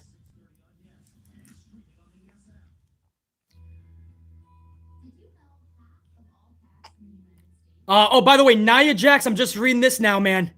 Nia Jax claims WWE never mentioned her vax status in regards to release. So she's putting that down now, no matter what you guys hear going forward. I am going to give Nia Jax the benefit of the doubt, and it doesn't matter anyway. That's her fucking health status. But she is saying, or like an exact quote. This is an exact quote from Nia Jax. I usually keep my personal life private, but yesterday's reports leave me no option but to clarify matters. I recently took a short leave of absence from WWE for a mental health break. I've been working through so much more than I can share, and so I took some time off. The full support of the company to take care of myself. Earlier this week, after WWE sent me my schedule to return to the ring for the November 15th show, I asked for an extension to my mental health break, feeling that I needed more time, and hoping I would have the ongoing support of the company I have given my all to for the past 7 years. I did not receive a response. The next I heard, I was being released. My vax status was never mentioned. I wasn't given any choices or options. It breaks my heart to be so abruptly let go without consultations while dealing with so much privately. I loved my career at WWE. I love the men and women I worked with, and I am going to need time to process this huge loss. I appreciate those people who have shown understanding and compassion during an incredibly difficult time. Wow. So maybe that's what some of you were talking about earlier, guys. Maybe you got that. I mean, I was over here running a live stream for 2 hours, so I didn't get to see that. Nia Jax left a long, heartfelt message. You would have thought because she's family with The Rock that Vince, at least, that would be the one person Vince would actually maybe call so that when The Rock finds out things are kosher. She's like, bro, I got the same email as everyone else. I had no choice. I had no fucking say in the matter. Maybe Vince just said, oh, she won't come back for the November 15th show. She's dealing with mental health issues. Fuck that. She's fired. Possibly. We've said time and time again over the last 19 hours, Vince doesn't give a fuck about his roster, his talent. Well, over here, Tony Khan is not only fucking, he's going out on the limb for Mox, who just entered into inpatient alcohol treatment. And here fucking Tony Khan, the owner of the company, is going to bat hardcore for Mox. I bet you Tony Khan is talking to Mox right now on the phone, making sure he's all good. That's the difference between an owner giving a shit about his company and his talent and another fucking owner not giving a fuck. Believe it or not, I'm not even celebrating Nia's fucking release. I feel bad that she got the blindside release. If you're doing it, have the balls to meet her face to face and have a real discussion. So that's the official statement of Nia Jax that I just read, guys. Never even mentioned the vax status, so that's not even true. Karrion Kross has called his WWE helmet a piece of shit. That is a quote. BC is just hearing word about this now.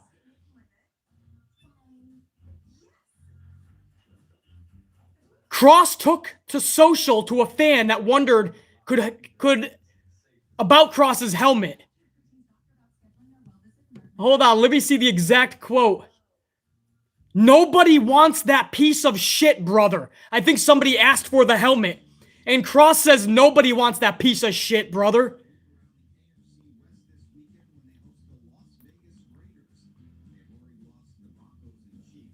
He says to a fan, don't let your heart be broken, my friend. We're going to blow your fucking mind in the near future, meaning him and Scarlett. So Karrion Kross is now, you're starting to see him get more and more pissed off in his responses, man. What a difference 2 hours make when we started the stream and what they all left last night into early morning. And now they're starting to be really fucking vocal, man. Adam Cole is giving advice to recently released WWE and ROH talent. Adam Cole says, and I quote, first of all, it always breaks my heart to hear this stuff, whether it be a company like our Ring of Honor, who I love dearly, going on a hiatus or for a little while. I hope they come back strong. I hope they have the chance to. Pretty much to everyone who is in that boat right now, who is not sure what they're going to do going forward, I'm sure there's a lot of stress going through their minds. But I want to remind everybody that there's a reason that they got to where they did. Ring of Honor is an incredible company. And to the people who are in WWE who got let go, again, your talent spoke for itself. There is a reason you were able to advance so far with the industry and get so far, because a lot of people saw a lot of talent in you, and a lot of people still do see a lot of talent in you. So no matter how long it takes, if these people continue to have patience and continue to show the world how good they are, trust me when I tell you, it's going to work out. I know it can be a really scary time and a really scary feeling when stuff like this happens, and I'm sure it is. I'm not trying to discredit or say it's not something that they'd be stressed out about, because of course they would.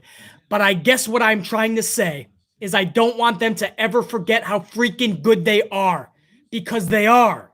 Each and every one of them are insanely talented. So I wish them nothing but the best, and I have full confidence that no matter where it is, they're going to make an impact in pro wrestling for years to come, if they choose to. That was Adam Cole, baby, talking about all of the cuts from ROH and WWE as of late. So, wow, man, as PC was talking for 2 hours to his amp unit and we were all shooting the shit, a lot of people are speaking out. Several more WWE headquarter office departures have been revealed, guys. This is huge news, because this is what I told you about. This is what I mean about they're gearing up for a sale. Wow, a lot of news coming out at the tail end of this motherfucker, guys. More headquarter departures. This is Nick Khan and Vince McMahon polishing up this sale, bro. More have been released. WWE offers workers Laura Todd, Laura Petruccelli, John Stamatis, and Mike Giacchio are no longer with the company. These are big heads of departures, many of them. These join, of course, the chief financial strategist that got cut yesterday. And then there was somebody else that shook the wrestling world too. I forgot the guy's name, but he was actually let go 48 hours ago. And I'm not going to go through all of their titles right now. There is bios about all of it right now, guys. I can't believe what is happening, man. We're live right now, and I'm hearing a lot more shit hitting the fan, more releases. Headquarters today is now getting hit hard. They're selling, bro. I don't even, I think by the end of 2022, this thing is done.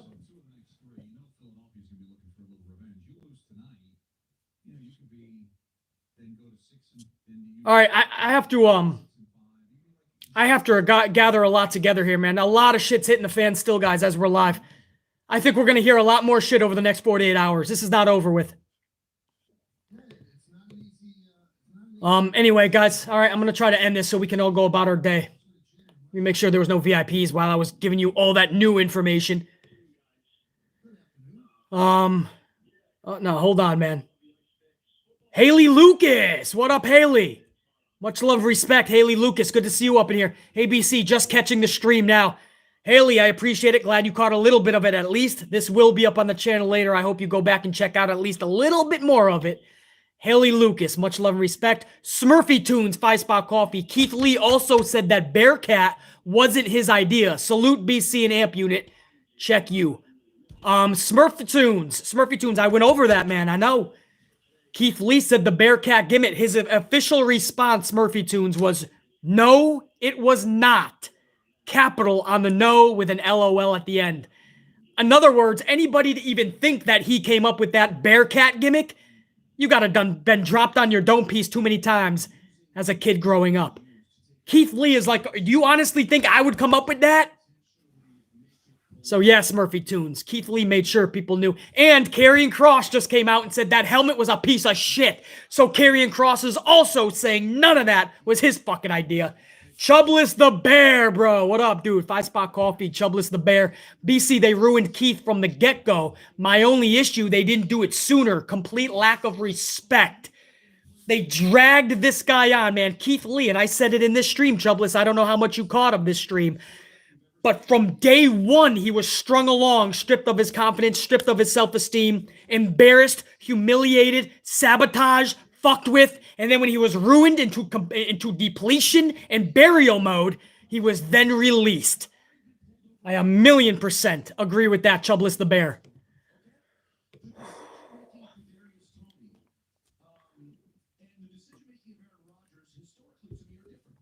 And I think with that, guys, I think now I got everybody.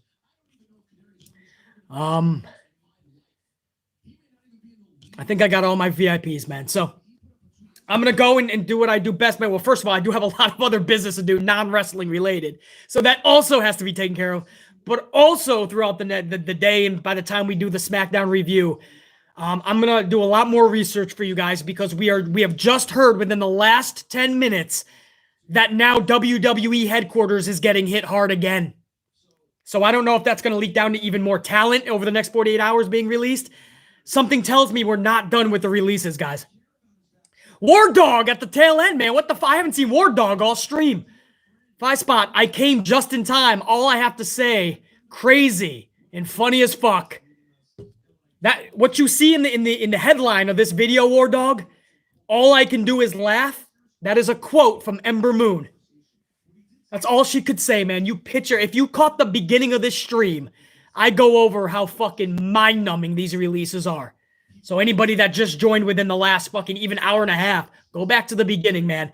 We had one hell of a cold open. War Dog, no matter how late, man, good to have you up in this bitch, man. And to all you guys, I truly mean this, over the last 3 streams, over the course of the last 24 hours, thank you for making this epic.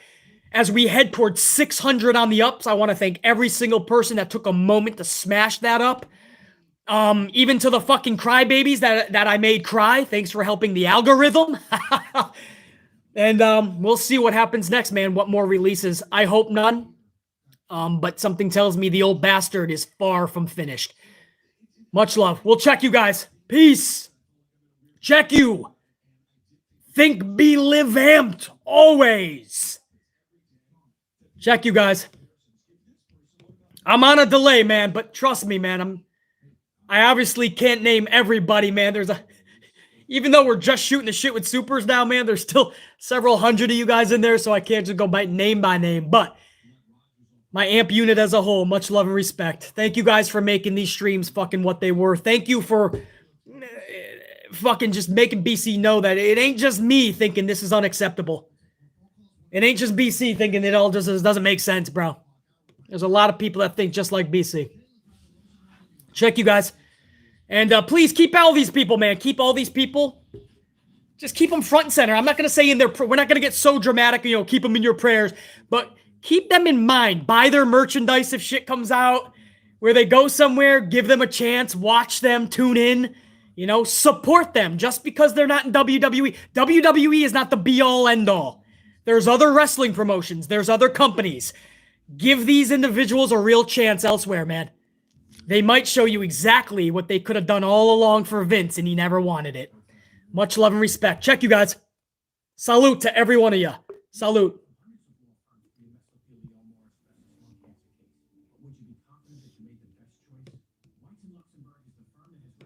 Ah! Damn! Ampute it. That's right, man. I'm still seated, brah. Much love. We out.